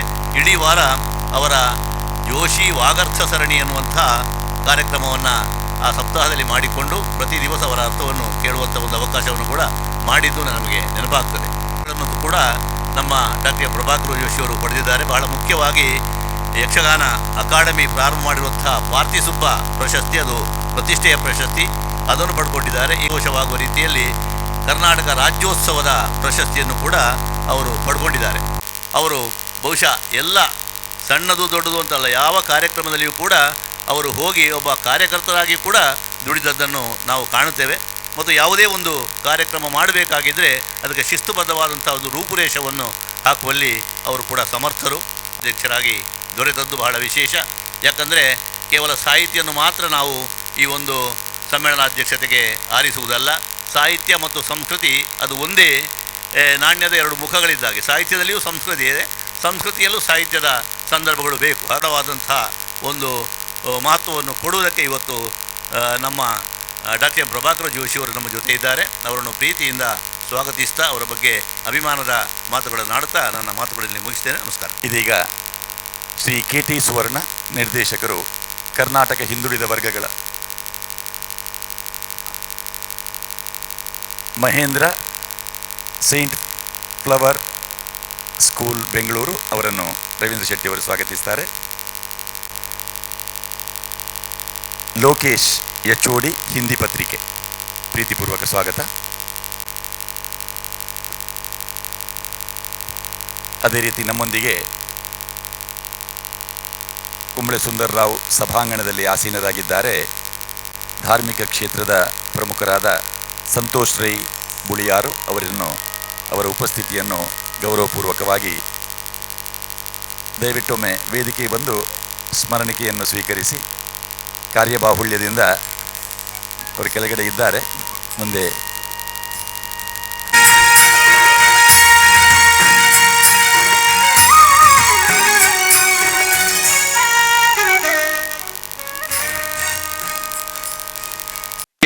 ಬಾರಿ ಒಂದು ಅಚ್ಚುಕಟ್ಟಾಗಿ ಬಾರಿ ಒಳ್ಳೆ ರೀತಿಯಲ್ಲಿ ನಡೀತಾ ಇದೆ. ಬಹುಶಃ ರವೀಂದ್ರ ಶೆಟ್ಟಿ ನಮಗೆಲ್ಲ ರವಿಯಣ್ಣ ಅಂದರೆ ಎಲ್ರಿಗೂ ರವಿಯಣ್ಣ. ರವೀಂದ್ರ ಶೆಟ್ಟರ ಈ ಒಂದು ಕಾರ್ಯಕ್ರಮ ಅವರು ಎಲ್ಲಿಯೂ ಮಾಡಿದರೂ ಅದು ಭಾರಿ ಅಚ್ಚುಕಟ್ಟಾಗಿ, ಬಹುಶಃ ಇವತ್ತು ಬರುವ ಆ ಮೆರವಣಿಗೆ ಆಗಲಿ, ಇಷ್ಟು ವರ್ಷದಲ್ಲಿ ಇವರು ಆ ಪ್ರಶಸ್ತಿ ಕೊಟ್ಟದ್ದು ಭಾರಿ ಹೈ ಟಾಪ್ ಲೆವೆಲ್ ಒಳ್ಳೆ ಸಾಧನೆ ಮಾಡಿದವರಿಗೆ ಇಲ್ಲಿ ಇವತ್ತು ನವೀನ ಶೆಟ್ಟರ್ ಇಂಥ ಗಣ್ಯರಿಗೆ ಕೊಟ್ಟದ್ದು ಭಾರಿ ಆ ಒಂದು ಹೆಗ್ಗಳಿಕೆಗೆ ಒಂದು ಪಾತ್ರವಾಗಿ ಅಂತ ಹೇಳ್ಬೋದು. ಅದೇ ರೀತಿ ಇವತ್ತು ವೇದಿಕೆಯಾಗಲಿ, ಇದು ಬರೀ ಉಳ್ಳಾಲ ಭಾಗಗಲ್ಲ, ಜಿಲ್ಲಾ ಮಟ್ಟದಲ್ಲಿ ಒಂದು ರಾಜ್ಯದ ಒಂದು ಕಾರ್ಯಕ್ರಮದ ವೇದಿಕೆ ಹೋದಾಗೆ ಆಗ್ತದೆ. ಅಂದರೆ ಅಷ್ಟು ಚಂದವಾಗಿ, ಅಷ್ಟು ಅಚ್ಚುಕಟ್ಟಾಗಿ ಆ ವೇದಿಕೆಯನ್ನು ನಿರ್ಮಾಣ ಮಾಡಿ ಅದು ಇವತ್ತಿನ ಕಾರ್ಯಕ್ರಮವನ್ನು ಮಾಡ್ತಾ ಇದ್ದಾರೆ. ಬಹುಶಃ ಇವರು ಅಲೆಮಾರಿ ಆ ನಿಗಮದಲ್ಲಿದ್ದುಕೊಂಡು ಇಡೀ ರಾಜ್ಯವನ್ನು ಮೂಲೆ ಮೂಲೆಗೆ ಬಹುಶಃ ಅವರ ಆ ಒಂದು ಟೀಮು, ಅವರೊಟ್ಟಿಗಿದ್ದ ಟೀಮು ಇಲ್ಲಿ ಕೂಡ ಬಂದಿದ್ದಾರೆ. ಅಂದರೆ ಅವರಷ್ಟು ಆ ಒಂದು ಕೆಲಸ ಮಾಡಿದ ಆ ನಿಗಮದ ಇಡೀ ರಾಜ್ಯವನ್ನು ಪ್ರತಿಯೊಂದು ಆ ನಿಗಮದ ಎಷ್ಟು ಜಾತಿ ಉಂಟು ಆ ಜಾತಿಯನ್ನು ಎಲ್ಲ ಸಂಪರ್ಕ ಮಾಡಿದ್ದಾರೆ. ಯಾಕೆಂದರೆ ಅವರಿಗೂ ನಮ್ಮ ಆಯೋಗಕ್ಕೂ ಸ್ವಲ್ಪ ಕನೆಕ್ಷನ್ ಉಂಟು. ಯಾಕೆಂದರೆ ನಾವೆಲ್ಲವನ್ನು ಅದನ್ನು ನಮ್ಮ ಆಯೋಗ ನೋಡ್ತಾ ಇರ್ತದೆ. ಅಂಥ ಇವತ್ತು ರವೀಂದ್ರಣ್ಣ ಇಂಥ ಒಂದು ಶಾಲೆಯನ್ನು ನಡೆಸ್ತಾ ಬಂದು ಇಂಥ ಒಂದು ಕಾರ್ಯಕ್ರಮವನ್ನು ನಡೆಸ್ತಾ ಬರ್ತಾ ಇದ್ದಾರೆ. ಇವರು ಬಹುಶಃ ಮುಂದಿನ ಅವರ ಜೀವನದಲ್ಲಿ ಇನ್ನೂ ಉನ್ನತ ಮಟ್ಟಕ್ಕೆ ಹೋಗಿ ಆ ರಾಜ್ಯ ಮಟ್ಟದಲ್ಲಿ ಅವರ ಹೆಸರನ್ನು ಉಳಿಸಲಿ, ಇಂಥ ಶಾಲೆಯ ಹೆಸರನ್ನು ಉಳಿಸಲಿ. ಅವರಿಗೆ ದೇವರು, ಅವರ ಹಿರಿಯರಿಗೆ, ಅವರ ಪತ್ನಿಗೆ, ಅವರ ಮಕ್ಕಳಿಗೆ ದೇವರು ಒಳ್ಳೆಯದು ಮಾಡಲಿ ಅಂತ ಹಾರೈಸ್ತಾ ನನ್ನೊಂದೆರಡು ಮಾತನ್ನು ಮುಗಿಸ್ತೇನೆ. ಜೈ ಹಿಂದ್. ಧನ್ಯವಾದಗಳು ಕೆ.ಟಿ. ಸುವರ್ಣ ಅವರಿಗೆ. ಬಂಧುಗಳೇ, ಇವತ್ತಿನ ನಿಜ ಅರ್ಥದ ಅತಿಥಿಗಳು ಹೊರ ಜಿಲ್ಲೆಗಳಿಂದ ಬಂದವರು. ರವೀಂದ್ರ ಶೆಟ್ಟಿಯವರು ನಮಗೆಲ್ಲರಿಗೂ ಚಿರಪರಿಚಿತರು. ರವೀಂದ್ರ ಶೆಟ್ಟರು ಮತ್ತು ಅವರ ಶ್ರೀಮತಿ ಸೌಮ್ಯ, ಈ ದಂಪತಿಗಳು ಎಷ್ಟು ಸಂಸ್ಥೆಯಲ್ಲಿ ಸಕ್ರಿಯರಾಗಿದ್ದಾರೆ ಅಂತ ಹೇಳಿದರೆ ಆ ಪಟ್ಟಿ ಬಹುಶಃ ಅವರಿಗೆ ಗೊತ್ತಿರಲಿಕ್ಕಿಲ್ಲ. ಅದು ವೈವಿಧ್ಯಮಯ ಕ್ಷೇತ್ರ, ಶಿಕ್ಷಣ ಕ್ಷೇತ್ರ ಮಾತ್ರ ಅಲ್ಲ, ಅದು ಧಾರ್ಮಿಕ ಕ್ಷೇತ್ರ ಇರಬಹುದು. ಕಂಬಳ ಆದರೆ ಅಲ್ಲಿದ್ದಾರೆ, ಬ್ರಹ್ಮಕಲಶ ಆದರೆ ಅಲ್ಲಿದ್ದಾರೆ, ಕ್ರೀಡೆ ಆದರೆ ಅಲ್ಲಿದ್ದಾರೆ, ಯಾರಾದರೂ ಕಷ್ಟದಲ್ಲಿದ್ದರೆ ಅವರಿಗೆ ಸಹಾಯ ಮಾಡಲಿಕ್ಕೆ ಅಲ್ಲಿದ್ದಾರೆ, ರೋಟರಿ ಸಂಸ್ಥೆಯ ಚಟುವಟಿಕೆ ಆದರೆ ಅಲ್ಲೂ ಇದ್ದಾರೆ, ಇಂಟರ್ನ್ಯಾಷನಲ್ ಬಂಡ್ಸ್ ವೆಲ್ಫೇರ್ ಟ್ರಸ್ಟ್, ಅಥವಾ ಯಾವ ಕಾರ್ಯಕ್ರಮವನ್ನು ಗುರುತಿಸಿದರೂ ಕೂಡ ಈ ಹೆಸರು ಅಲ್ಲಿದೆ. ಈ ಕರ್ನಾಟಕ ರಾಜ್ಯ ಅಲೆಮಾರಿ ಅಲೆಮಾರಿ ಈ ನಿಗಮದ ಹೆಸರನ್ನೇ ನಮ್ಮ ಜಿಲ್ಲೆಯವರು ಕೇಳಲಿಲ್ಲ. ಬಹುಶಃ ಯಾವಾಗ ರವೀಂದ್ರ ಶೆಟ್ಟಿಯವರು ಅದರ ಅಧ್ಯಕ್ಷರಾದರು, ಅಂತಹ ಒಂದು ನಿಗಮ ಇದೆ, ನಿಗಮದ ಅಧ್ಯಕ್ಷರಾಗಿ ಇಂತಹ ಚಟುವಟಿಕೆಗಳನ್ನು ಮಾಡಲಿಕ್ಕೆ ಸಾಧ್ಯ ಆಗ್ತಾ ಇದೆ.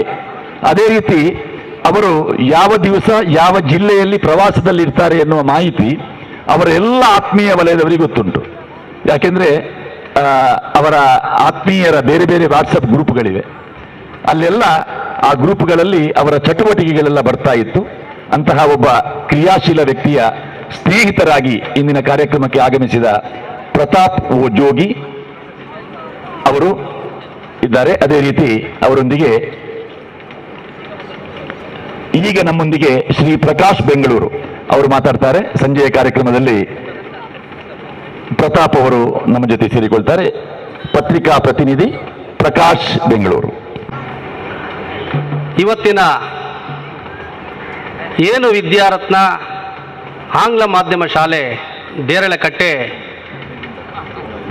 ಈ ದಶಮ ಸಂಭ್ರಮ 10 ವರ್ಷಗಳನ್ನು ಪೂರೈಸಿರ್ತಕ್ಕಂಥ ಈ ರತ್ನೋತ್ಸವ ಕಾರ್ಯಕ್ರಮಕ್ಕೆ ಅನಿರೀಕ್ಷಿತವಾಗಿ ನಾವು ಮಂಗಳೂರನ್ನು ಈ ವಿದ್ಯಾರತ್ನ ಆಂಗ್ಲ ಶಾಲೆಯನ್ನು ಭೇಟಿ ಮಾಡ್ತಾ ಇರೋದೇ ಇಂದು ನನಗೆ 51 ವರ್ಷ ಆದರೂ ಇದೇ ನನ್ನ ಮೊಟ್ಟ ಮೊದಲ ಬಾರಿ ಮೊದಲನೇ ಸಲ ಈ ಮಂಗಳೂರಿಗೆ ಆಗಮಿಸಿರ್ತಕ್ಕಂಥದ್ದು.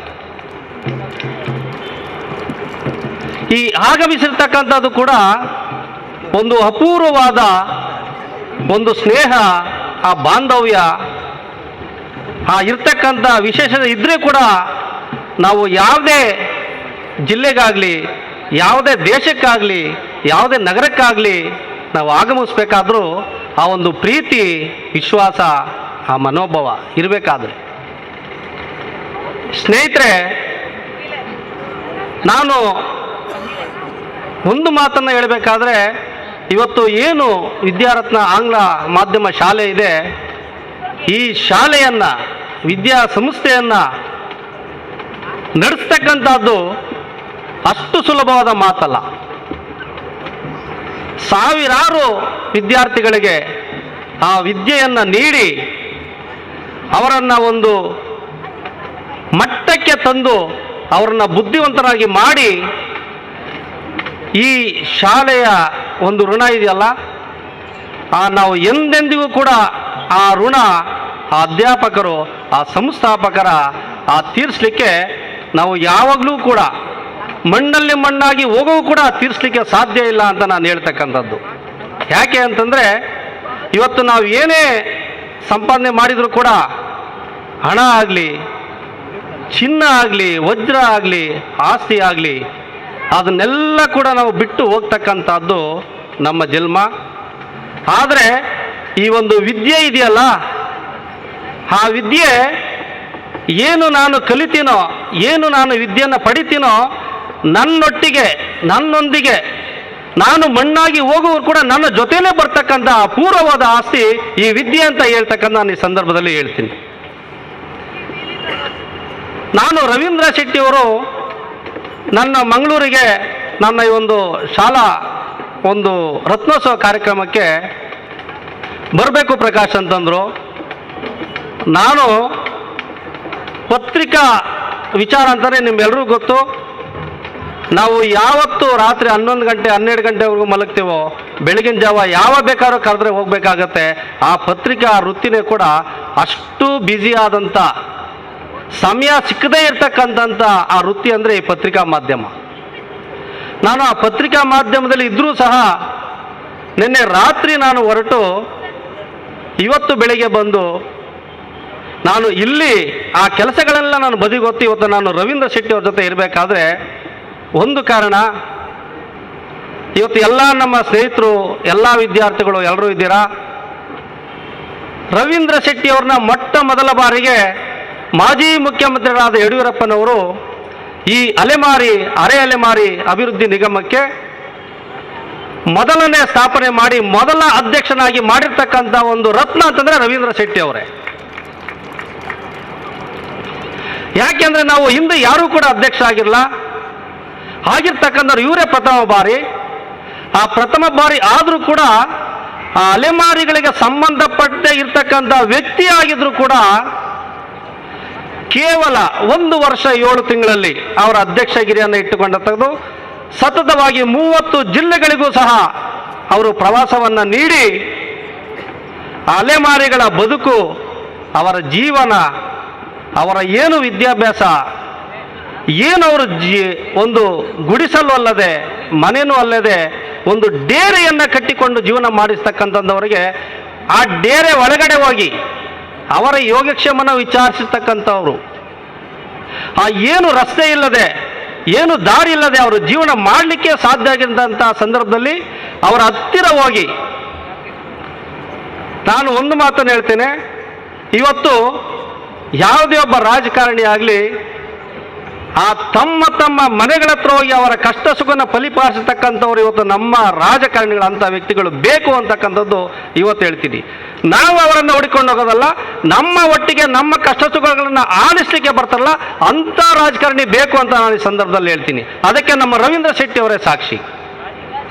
ಅಂಥ ಕರೋನಾ ಸಂದರ್ಭದಲ್ಲಿ ಒಂದು ಒಪ್ಪತ್ತು ಊಟಕ್ಕೂ ಕೂಡ ಆ ಊಟವನ್ನು ಮಾಡಲಿಕ್ಕೆ ಆಗದಿರ್ತಕ್ಕಂಥ ಸಂದರ್ಭದಲ್ಲಿ ಅಂಥವರಿಗೆ ನಾವು ಬೆಂಗಳೂರು ನಗರಾದ್ಯಂತ ಯಾವುದೇ ಸರ್ಕಾರಿ ಸವಲತ್ತಿಲ್ಲದೆ, ಸರ್ಕಾರದ ಹಣ ಇಲ್ಲದೆ, ಅವರ ಸ್ವಂತ ಹಣದಿಂದ ನಾವು ಸಾವಿರಾರು ಅಲೆಮಾರಿಗಳ ಬದುಕಿಗೆ ನಾವಿವತ್ತು ದಿನಸಿ ಕಿಟ್ಟನ್ನು ವಿತರಣೆಯನ್ನು ಮಾಡಿಕೊಟ್ಟಿದ್ದೀವಿ.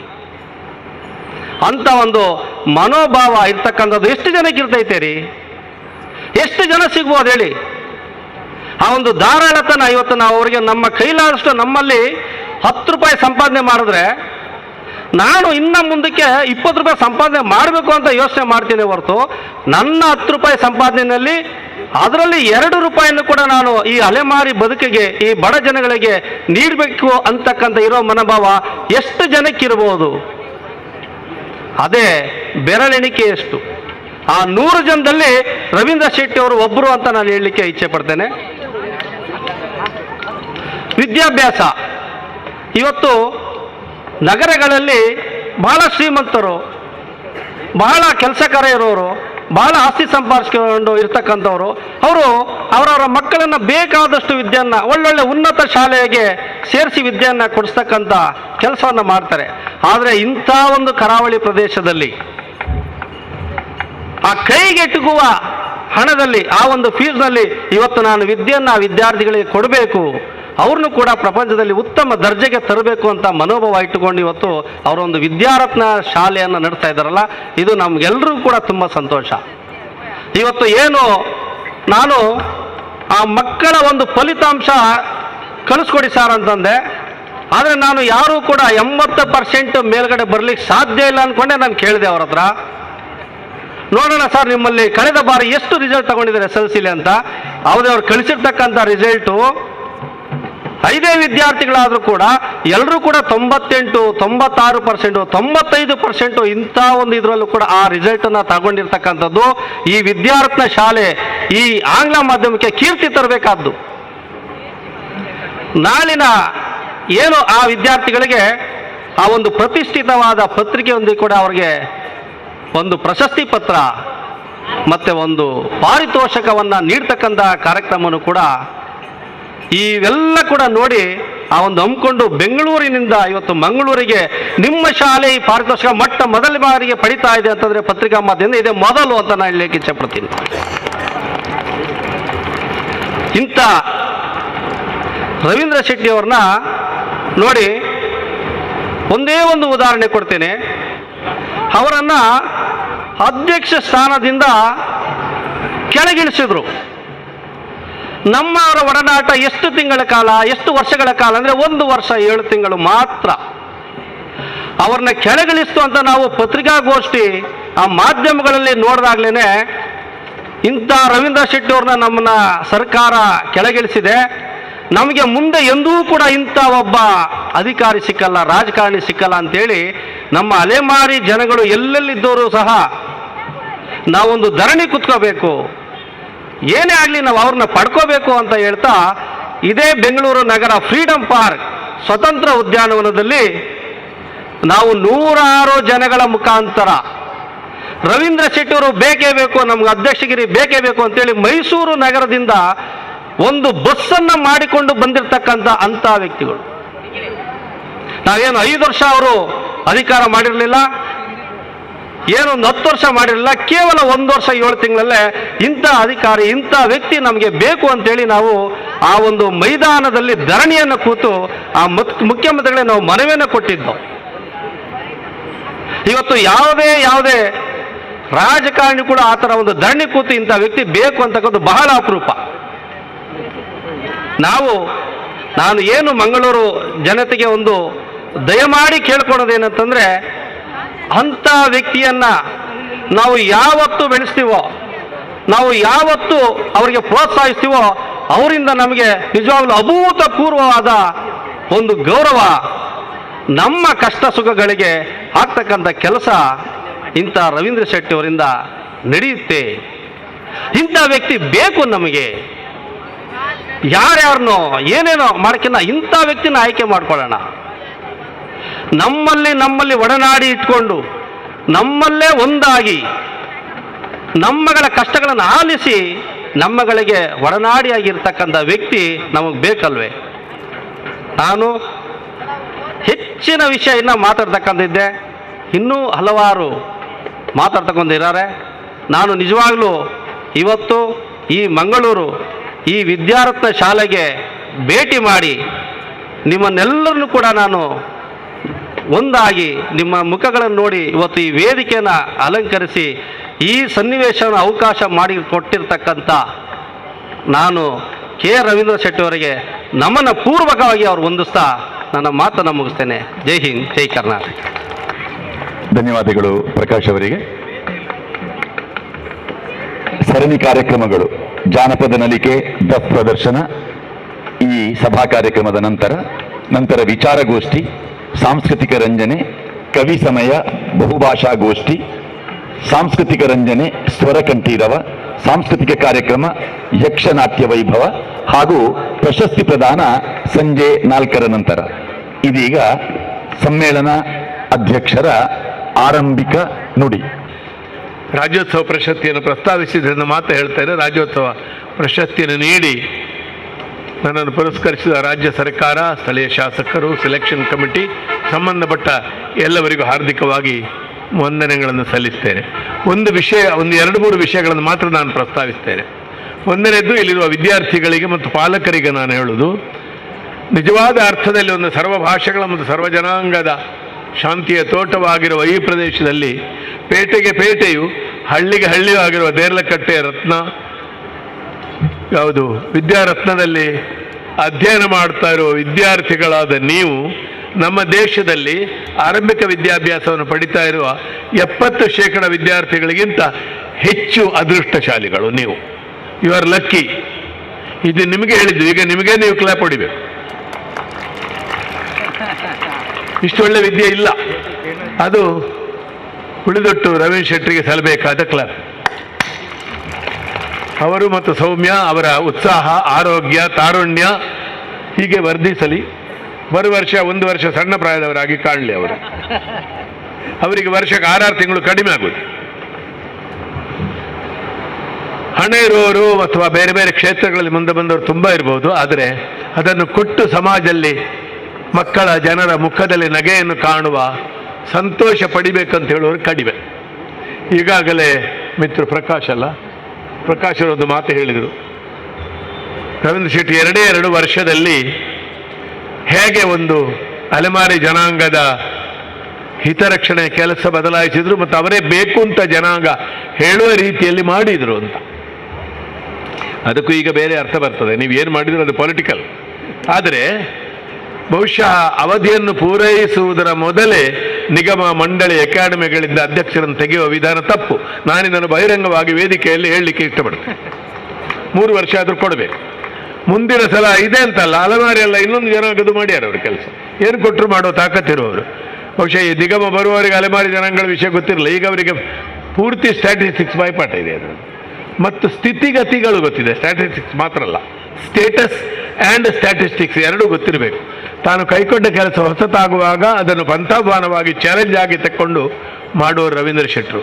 ಅಂಥವರು ಇಂಥ ಸ್ಥಾನಗಳಿಗೆ ಬೇಕು. ಅದೇ ಸ್ಥಾನ ಅಂತಲ್ಲ, ಸರ್ಕಾರ ಒಬ್ಬನೇ ಮುಖ್ಯಮಂತ್ರಿ ಸರ್ಕಾರ ಕೂತು ಕೆಲಸ ಮಾಡ್ಲಿಕ್ಕೆ ಆಗುದಿಲ್ಲ. ಟ್ಯಾಲೆಂಟೆಡ್ ಪೀಪಲ್ ಬೇಕು ಅವ್ರಿಗೆ, ಅಲ್ಲಿ ಜನ ಬೇಕು ಆಯಾ ಸ್ಥಳಗಳಲ್ಲಿ. ಅಂತಹ ಅವರ ಸದುಪಯೋಗ ನಮ್ಮ ಸ್ವಾರ್ಥಕ್ಕಾಗಿ ನಾವು ಮಾಡುವ.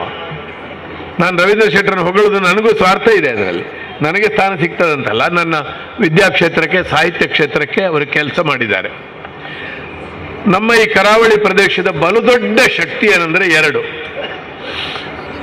ಒಂದು ಬಹುಭಾಷಿಕತೆ, 4-5 ಭಾಷೆ ಬಲ್ಲವರಿಗೆ ತನ್ನಷ್ಟಕ್ಕೆ ಮನಸ್ಸು ವಿಸ್ತಾರ ಆಗ್ತದೆ, ಸಂಕೋಚ ಕಡಿಮೆ ಆಗ್ತದೆ. ಗ್ಲೋಬಲೈಸೇಷನ್, ಜಗತ್ತೊಂದು ವಿಲೇಜ್ ಅಂತ ಹೇಳ್ತೇವಲ್ಲ ನಾವು, ವಿಶ್ವಗೋಳೀಕರಣ, ಗ್ಲೋಬಲೈಸೇಷನ್ ತಂದೊಡ್ಡುವ ಸಮಸ್ಯೆಗಳಿಗೆ ಗ್ಲೋಬಲೈಸೇಷನ್ ಶುರು ಆಗಲಿಕ್ಕೆ 2000 ವರ್ಷ ಮೊದಲೇ ನಾವೊಂದು ಸೊಲ್ಯೂಷನ್ ಮಾಡಿದ್ದೇವೆ. ಎಲ್ಲರ ಭಾಷೆಯನ್ನು ಪ್ರೀತಿಸುವುದು. ಇಲ್ಲಿ ತುಳು ನೋಡಿ, ತುಳು ಭಾಷೆ ಎಂಥದ್ದು, ಆಡಳಿತದ ಭಾಷೆ ಅಲ್ಲ, ಲಾಭದ ಭಾಷೆ ಅಲ್ಲ, ಏನು ಪ್ರಯೋಜನ ಇಲ್ಲ ಅದು. ಆದರೆ 2000 ವರ್ಷದಿಂದ ಅದು ಉಳಿದಿದೆ. ಹಾಗೆ ತುಳುವರು ಅದನ್ನು ಕಚ್ಚಿಕೊಂಡಿದ್ದಾರೆ. ಕನ್ನಡ ಬರ್ತದೆ, ನನ್ನ ಮನೆ ಮಾತು ಮರಾಠಿ. ಹಾಗೆ ಕೊಂಕಣಿಗರಿದ್ದಾರೆ, ಉರ್ದು, ಬ್ಯಾರಿ, ಹಿಂದಿ, ಮಾರ್ವಾಡಿ, ಗುಜರಾತಿ ಮಾತಾಡುವವರು ಇದ್ದಾರೆ. ಇಲ್ಲಿ ಕುಂದಾಪುರ ಒಂದೇ ಒಂದು ತಾಲೂಕಿನೊಳಗೆ ಒಂದು ಅದ್ಭುತವಾದ ಭಾಷೆ ಇದೆ. ಅದು ಹೇಗೆ ಬದುಕಿದೆ ಅನ್ನೋದು ಆಶ್ಚರ್ಯ. ಹೀಗೆ ಭಾಷೆಯನ್ನು ಇಟ್ಟುಕೊಳ್ಳುವಾಗ ಅದು ಭಾಷೆ ಅನ್ನೋದು ಬರೀ ಭಾಷೆ ಅಲ್ಲ, ಒಂದು ವಿಸ್ತಾರವಾದ ಭಾವನೆಯನ್ನು ಹೇಳತಕ್ಕ ವೇ ಆಫ್ ಎಕ್ಸ್ಪ್ರೆಷನ್. ಇಂಥ ಪ್ರದೇಶಗಳು ಯಾವಾಗಲೂ ಸಾಂಸ್ಕೃತಿಕವಾಗಿ ಶಕ್ತಿಯುತವಾಗಿ ಬೆಳೀತವೆ. ಇಡೀ ಜಗತ್ತಿಗೆ ಇಷ್ಟು ಸಣ್ಣ ಪ್ರದೇಶದ ಕೊಡುಗೆ ಕೊಟ್ಟದ್ದು ಬಹುಶಃ ನಮ್ಮ ದಕ್ಷಿಣ ಕನ್ನಡ ಉಡುಪಿ ಜಿಲ್ಲೆಯ ಅಥವಾ ಕಾಸರಗೋಡು ಸಹಿತ ಹಳೆ ದಕ್ಷಿಣ ಕನ್ನಡದ ದೊಡ್ಡ ಕೊಡುಗೆ. ಏರಿಯಾ ವೈಸ್ ಕಂಪೇರ್ ಮಾಡಿದರೆ ಹೈಯೆಸ್ಟ್ ಇರ್ಬೋದು ನಮ್ಮದು contribution to world. Hotel industry, bank, service, ಕಲೆ, ಸಾಹಿತ್ಯ. ಇನ್ನೊಂದು ನಮ್ಮ ಪ್ರದೇಶದ ದೊಡ್ಡ ಶಕ್ತಿ ಯಕ್ಷಗಾನ, ಭೂತಾರಾಧನೆ ಅಂತಹ ಕಲೆಗಳು, ಜಾನಪದಗಳು, ಪಾಡ್ದನ ಇತ್ಯಾದಿ ಇತ್ಯಾದಿಗಳು. ಅದರ ಬಗ್ಗೆ ನಾವು ವಿಸ್ತಾರವಾಗಿ ಹೇಳ್ಬೋದು. ನೋಡಿ, ಇಲ್ಲಿ ಇಬ್ಬರ ಹೆಸರಿಟ್ಟಿದ್ದೀರಿ. ಒಬ್ಬರು ನನಗೆ ಆತ್ಮೀಯರಾಗಿ 50 ವರ್ಷ ನನ್ನ ಸಹ ಕಲಾವಿದರಾಗಿದ್ದ ಕುಂಬಳೆ ಸುಂದರರಾಯರು, ಅವರನ್ನು ದಿವಸ ಅಂತ ನಾನು ಹೇಳೋದಿಲ್ಲ, ಆಪ್ತರು. ಅವರ ಹೆಸರಿಟ್ಟಿದ್ದೇವೆ. ಅವರು ಮಲಯಾಳಿ ಕನ್ನಡಿಗ, ಮನೆಯಲ್ಲಿ ಮಲಯಾಳಿ ಮಾತಾಡ್ತಿದ್ದವರು. ಅವರು ಅದ್ಭುತವಾದ ಕನ್ನಡ, 7 ಕ್ಲಾಸ್ ಕಲಿತು ಕನ್ನಡದ ಶ್ರೇಷ್ಠ ವಾಗ್ಮಿ ಆದರು. ಇನ್ನೊಬ್ಬರು ಐಕ್ಯಗಾನದ ಕವಿ, ಕೊನೆಯವರೆಗೂ ಕಾಸರಗೋಡನ್ನು ಕರ್ನಾಟಕ ಮರ್ಜರ್ ಮಾಡಲಿಕ್ಕೆ ಕನಸು ಕಾಣ್ತಾ ಇದ್ದ ಮಹಾಕವಿ, ನನಗೆ ಹಿರಿಯ ಆತ್ಮೀಯರಾಗಿದ್ದಂಥ ಕಿಂಜಣ್ರೇಗಳು.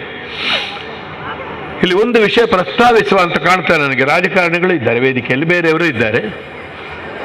ಬೆಳಗಾವಿನ ಸಮಸ್ಯೆ ಬಂದಾಗೆಲ್ಲ ನಾವು ಆಕ್ಷೇಪಿಸ್ತೇವೆ, ಬೊಬ್ಬೆ ಹೊಡಿತೇವೆ. ಸರಿಯೇ, ನಾನು ಬೆಳಗಾವಿ ಸಮಸ್ಯೆಯನ್ನು ಅಧ್ಯಯನ ಮಾಡಿದ್ದೇವೆ, ನಾನು ಆ ಪ್ರದೇಶದಲ್ಲಿ ಇದ್ದೆ. ಆದರೆ ಇದೇ ಹೊತ್ತಿಗೆ ಕಾಸರಗೋಡಿನ ವಿಷಯ ಮಾತನಾಡುವವರೇ ಇಲ್ಲಲ್ಲ. ಯಾಕೆ? ಅಲ್ಲಿ ಓಟ್ ಇಲ್ಲ. ವಿಷಯ ಸಿಂಪಲ್. ಅವರು ಮತದಾರರಲ್ಲ ಇಲ್ಲಿ ಯಾವ ರಾಜಕೀಯ ಪಕ್ಷಕ್ಕೂ. ಈ ಮನೋಭಾವ ಬಿಟ್ಟು ಕಾಸರಗೋಡು ಸಮಸ್ಯೆ ಇದೆ, ಕಾಸರಗೋಡಿನಲ್ಲಿ ಸಮಸ್ಯೆ ಇದೆ ಅಂತಾದರೂ ನಾವು ಅಟ್ಲೀಸ್ಟ್ ಹೇಳಬೇಕಲ್ಲ, ಬೊಬ್ಬೆ ಹೊಡೆದು ಏನಾಗ್ತದೆ ಅಂತಲ್ಲ. ಸಮಗ್ರ ಕನ್ನಡದ ಎಲ್ಲ ಭಾಷೆಗಳಿಗೆ ಆಶ್ರಯ ಕೊಟ್ಟ ಉದಾರವಾದಿಯಾದ ಸಾಫ್ಟ್ ಮೈಂಡೆಡ್, ನಮಗೆ ಉತ್ತರ ಭಾರತದಲ್ಲಿ ಬಹುಶಃ ಬೇರೆ ಕೆಲವು ಭಾಷೆಗಳಿಗೆ ಜನರಿಗೆ ಸಿಕ್ಕಿದಷ್ಟು ಸ್ಥಾನ ಅವರ ಅಗ್ರೆಸಿವ್ನಿಂದ ಸಿಕ್ಕಿದ್ದು ನಮಗೆ ಸಿಕ್ಕಲಿಲ್ವೋ ಏನೋ, ನಾವು ಪಾಪದವರಾದ್ರಿಂದ. ಆದರೆ ನಾವು ನಮ್ಮ ಸ್ವಭಾವ ಬಿಡೋದು ಬೇಡ. ಇಲ್ಲಿ ಭಾಷೆಯ ಜಗಳವೇ ಇಲ್ಲ. ನಾವು ಈಚೆ ತಿರುಗಿದರೆ ಹಿಂದಿ ಮಾತಾಡ್ತಾ, ಈಚೆ ತಿರುಗಿದ್ರೆ ಮಲಯಾಳಂ, ಬ್ಯಾರಿ ಭಾಷೆ, ಕೊಂಕಣಿ. ನನ್ನ ಸುತ್ತ 6-7 ಜನ ನಿಂತರೆ ನಾನು ಅವರ ಭಾಷೆಗಳಲ್ಲೇ ಮಾತಾಡ್ತೇನೆ. ಇದು ನಿಜವಾದ ಸರ್ವಜನಾಂಗದ ಶಾಂತಿಯುತ ಎಂಬುದರ ಅರ್ಥ. ಕೆಲವು ಸಲ ಘೋಷಣೆಗಳು ತಲೆ ಮೇಲೆ ಹೋಗಿಬಿಡ್ತದೆ, ನಮಗೇನು ಅಂತ ಅರ್ಥ ಆಗುವುದಿಲ್ಲ. ಸರ್ವಜನಾಂಗದ ಶಾಂತಿಯ ತೋಟ ಜೀವಂತವಾಗಿರುವುದು ಮಂಗಳೂರು ಪ್ರದೇಶದಲ್ಲಿ. ಮಂಗಳೂರು ಅದಕ್ಕೆ ಉದಾಹರಣೆ. ಸಾಹಿತ್ಯ ಏನು ಮಾಡಬೇಕು? ಸಾಹಿತ್ಯ ಮೇಷಸೆ ಅರ್ಥಕೃತೆ ವ್ಯವಹಾರವಿದೆ ಶ್ವೇತರಕ್ಷತೆ, ತುಂಬ ಪ್ರಯೋಜನಗಳನ್ನು ಹೇಳಿದ್ದಾರೆ. ಜಗತ್ತಲ್ಲಿ ಸಾಹಿತ್ಯ ಯಾಕೆ ಬೇಕು ಅಂತ ತುಂಬ ಡಿಸ್ಕಸ್ ಆಗ್ತಾ ಉಂಟು. ಸಾಹಿತ್ಯವೇ ಬೇಡ ಅಂತ ಹೇಳುವವರಿದ್ದಾರೆ. ಸಾಹಿತ್ಯ ಅಲ್ಲದೆ ದೊಡ್ಡ ಬದುಕಿದವರಿದ್ದಾರೆ, ಡಾಕ್ಟರ್ಗಳು, ಇಂಜಿನಿಯರ್ಸು, ವಿಜ್ಞಾನಿಗಳು, ಸಾಹಿತಿಗಳಲ್ಲ. ಆದರೆ ಸಾಹಿತ್ಯದ ಕೆಲಸವನ್ನು ಅವರು ಬೇರೆ ರೀತಿಯಲ್ಲಿ ಮಾಡಿದ್ದಾರೆ. ಬದುಕನ್ನು ಶ್ರೀಮಂತಗೊಳಿಸುವ, ವಿವೇಕವನ್ನು ಹೆಚ್ಚಿಸುವ, ಬುದ್ಧಿಯನ್ನು ವಿಸ್ತರಿಸುವ ಕೆಲಸವನ್ನು ಸಾಹಿತ್ಯ ಸಂಸ್ಕೃತಿ ಮಾಡಬೇಕು. ಒಂದು ಬಯಲಾಟ ನೋಡುವಾಗ, ಒಬ್ಬ ಹಾಸ್ಯಗಾರ ಕುಣಿವಾಗ, ಶೇಣಿಯ ಕುಂಬಳೆ ಸುಂದರರು ಮಾತನಾಡುವಾಗ ನಮ್ಮ ಮನಸ್ಸಿಗೆ ಒದಗುವ ಸಂಸ್ಕಾರವೇ ಬೇರೆ, ಅದ್ಭುತ. ನಾನು 50 ವರ್ಷದಿಂದ ಅರ್ಥ ಹೇಳಿದವನಾದರೂ ಆ ಮಾಡಿ ಗೋವಿಂದ ಭಟ್ರ ವೇಷ, ಸುಂದರರ ಮಾತು ಆ ಮಾಡಿ ಕೇಳಿದೆ. ಆ ಸಂಸ್ಕಾರವನ್ನು ಒದಗಿಸುವ ಕೆಲಸವನ್ನು ಅದು ಮಾಡುತ್ತದೆ. ಆದರೆ ವಿದ್ಯೆ ಇರೋದು ಬರೀ ಜ್ಞಾನಕ್ಕಾಗಿ ಈಗೆಲ್ಲ ಇಂಜಿನಿಯರಿಂಗ್ ಹೋಗ್ತಾರೆ, ಮೆಡಿಕಲ್ ಹೋಗ್ತಾರೆ. ಈ ಥರದ ಎಕ್ಸ್ಟ್ರೀಮು ನಾವು ಮಾತಾಡಬಾರ್ದು. ಇಂಜಿನಿಯರಿಂಗ್ ಬೇಕು, ಸ್ಕಿಲ್ ಬೇಕು. ಬರೇ ಜ್ಞಾನದಿಂದ ಏನು ಮಾಡ್ತೀರಿ? ಪ್ರತಿ ಮನೆಯಲ್ಲಿ ವೇದ ಕಲ್ತ್ರೆ ಅಂತ ಆಗ್ತದೆ. We need skill. ವಿದ್ಯೆ ಇರೋದು 4 ಪ್ರಯೋಜನಕ್ಕಾಗಿ. ಸ್ಕಿಲ್, ಕೌಶಲ ಬೇಕು. ಸ್ಕೂಟರ್ ರಿಪೇರಿ ಮಾಡಬೇಕಾದ್ರೆ ಪೋಸ್ಟ್ ಗ್ರಾಜ್ಯುಯೇಟ್ ನಾನು 1ನೇ ಕ್ಲಾಸ್ ಕಲ್ತವನ ಹತ್ರವೇ ಹೋಗುದು. ಅವನ ಹತ್ರ ಮ್ಯಾಪ್ ಇಲ್ಲ, ಎಲೆಕ್ಟ್ರಾನಿಕ್ ಇಲ್ಲ, ಅವನ ಹತ್ರ ಜಾಬ್ ಕಾರ್ಡು ಇಲ್ಲ, ಡಿಸೈನು ಇಲ್ಲ. ನನ್ನೊಬ್ಬರು ಫ್ರೆಂಡ್ ಇದ್ರು, ರಫೀಕ್ ಅಂತಲೇನೋ, ಮುಸ್ಲಿಂ. ಅವರು ಸ್ಕೂಟರಿಗೆ ಮೆಟ್ಟಿದ ಕೂಡಲೇ ಸ್ಟಾರ್ಟ್ ಆಗ್ತಿತ್ತು. ಬೇರೆ ಎಂಥ ಇಂಜಿನಿಯರಿಂಗ್ ಗೊತ್ತಿಲ್ಲ ಅವರಿಗೆ. ಅವರು ಸ್ಕೂಟರಿಗೆ ಬೈತಿದ್ರು, ನಿಕ್ಕು ಪಂಡ ಅರ್ಥ ಭಯ. ಸ್ಕೂಟರಿಗೆ ಜನದ ಹಾಗೆ ಮಾತಾಡೋದು ಅವರು. 2 ಮೆಟ್ಟುವಾಗ ಸ್ಟಾರ್ಟ್ ಆಗ್ತಿತ್ತು. ಆ ಸ್ಕಿಲ್ ಅವರು ಕಲಿತು ಬಂದದ್ದು. ಕಲಿಕೆ ಅನ್ನೋದು ತುಂಬ ಕ್ಷೇತ್ರಗಳಲ್ಲಿದೆ. ವಿದ್ಯೆ, ಇಂಜಿನಿಯರು ಬೇಕು, ಡಾಕ್ಟ್ರು ಬೇಕು. ಆದರೆ ನಾನು 2nd ಕ್ಲಾಸ್ 3rd ಕ್ಲಾಸ್ ಸ್ಟೂಡೆಂಟ್ಸ್ನ ಪರವಾಗಿ, ಫೇಲ್ ಆಗುವವರ ಪರವಾಗಿ. ಫೇಲ್ ಆದರೆ ಮಕ್ಕಳ ಬೇಸರ ಮಾಡಬೇಡಿ, ನೀವು ಮುಂದೆ ಪಾಸ್ ಆಗ್ಲಿಕ್ಕೆ ಉಂಟು. ಜಗತ್ತು ನಡೆಯುವುದು 90%ನವರಿಂದ ಅಲ್ಲ, ಸಾಮಾನ್ಯರಿಂದ. ನಮಗೊಬ್ಬ MP MLA ಗಿಂತ ತಹಶೀಲ್ದಾರರ ಕ್ಲಾರ್ಕ್ ಇಂಪಾರ್ಟೆಂಟ್. ಶಾಲೆ ಹೊರಗೆ ಹಣ್ಣು ಮಾರುವವಳು ನನಗೆ ಹೆಚ್ಚು ಮುಖ್ಯ. ಒಬ್ಬ ಜೀನ್ಸಿನ ಅಂಗಡಿ ಇಟ್ಟ ಕಾಮತರು ಶೆಟ್ಟಿಯು ನನಗೆ ಮುಖ್ಯ. ಬದುಕು ಸಾಮಾನ್ಯರಿಂದ ನಡೀತದೆ, ನಾನು ಒಬ್ಬ ಸಾಮಾನ್ಯನೇ. ಈ ಭಾವನೆಯನ್ನು ಕೂಡ ಸಾಹಿತ್ಯ ಸಂಸ್ಕೃತಿಗಳು ಕೊಡಬೇಕು. ನವನಿ ಶೆಟ್ಟರು 2 ಸಲ ಎದ್ದಿದ್ದಾರೆ, ಗೊತ್ತುಂಟು ನನಗೆ. ದಾಕ್ಷಿಣ್ಯದಲ್ಲಿ ಸುಮ್ಮನಿದ್ದಾರೆ ಅಷ್ಟೇ. ಸಂಜೆ ಅವಕಾಶ ಇದ್ದರೆ ಈ ಭಾಷಣವನ್ನು ಬೇರೊಂದು ದಿಕ್ಕಿನಲ್ಲಿ ಮುಂದುವರಿಸ್ತೇನೆ. ಅವಕಾಶ ಸಿಕ್ಕದಿದ್ದರೆ ಇನ್ನೊಂದು ದಿವಸ ವಿದ್ಯಾರತ್ನಕ್ಕೆ ಬಂದು ಮಕ್ಕಳಿಗೆ ಸಾಹಿತ್ಯದ ಬಗ್ಗೆ, ಸಂಸ್ಕೃತಿಯ ಬಗ್ಗೆ ಒಂದು ಅರ್ಧ ದಿವಸ ಪಾಠ ಮಾಡ್ತೇನೆ. ಅಲ್ಲಿ ಸಾರ್ವಜನಿಕರು ಇರಬಾರ್ದು. ನಾನು ತುಂಬ ಈ ಮೆರವಣಿಗೆ, ಫೆಸ್ಟಿವಲ್ ಇದರಲ್ಲಿ ಇಷ್ಟ ಇಲ್ಲ. ಎಂಥದ್ದು ಬೆಳಮ ಪಂಚಾಯತಿನಿಂದ ಮುಂಡಾಸಿಟ್ಟುಕೊಂಡು ನನ್ನನ್ನು ವಾದ್ಯದಲ್ಲಿ ಕರ್ಕೊಂಡು ಬಂದರೆ ಎಂಥದ್ದು ದರ್ಶನ ಮಾಡಿಸಿದ್ದಾರೆ. ನಾನು ತುಂಬ ಇಷ್ಟಪಡೋ ವಿಷಯ ಅಲ್ಲ, ಆದರೆ ಅವರ ಪ್ರೀತಿ ದೊಡ್ಡದು. ನನ್ನ ಮನೆಯವಳು ಬರ್ತಿದ್ರೆ ಒಳ್ಳೆದಾಗ್ತಿತ್ತು. ನಾನು ಮಾಲೆ ಹಾಕಿದವರಿಗೆ ಬೇರೆಯವರು ಸಹ ಮಾಲೆ ಹಾಕ್ತಾರೆ ಅಂತ ಗೊತ್ತಾಗ್ಲಿಕ್ಕೆ. ಅವಳು ಬರಲಿಲ್ಲ, ನೋಡಿರ್ಬೋದು. ಈ ಅವರ ಪ್ರೀತಿಗಾಗಿ ನಾನು ಏನು ಹೇಳಲಿಕ್ಕಿಲ್ಲ. 10 ಬೆರಳಿನ ಕಾಣಿಕೆಯನ್ನು ಕೊಡ್ತೇನೆ. 10 ಬೆರಳಿನ ಕಾಣಿಕೆ ಅಂದರೆ ಗೊತ್ತಾಯ್ತಾ? ಸುಲಭ, ಏನು ಖರ್ಚಿಲ್ಲದೆ ಕೊಡುವುದು. ಅದಕ್ಕಾಗಿ ಸಂತೋಷ ಪಟ್ಟಿದ್ದೇನೆ. ಸಾಹಿತ್ಯ ಸಂಸ್ಕೃತಿ ವರ್ಧಿಸಲಿ. ಈಗ ನಿಮಗೆ ವೇದಿಕೆಯಲ್ಲಿರೋರಿಗೆಲ್ಲ ಖುಷಿಯಾಗುವ ಒಂದು ಒಳ್ಳೆ ಕೆಲಸ ನಾನು ಮಾಡ್ತೇನೆ.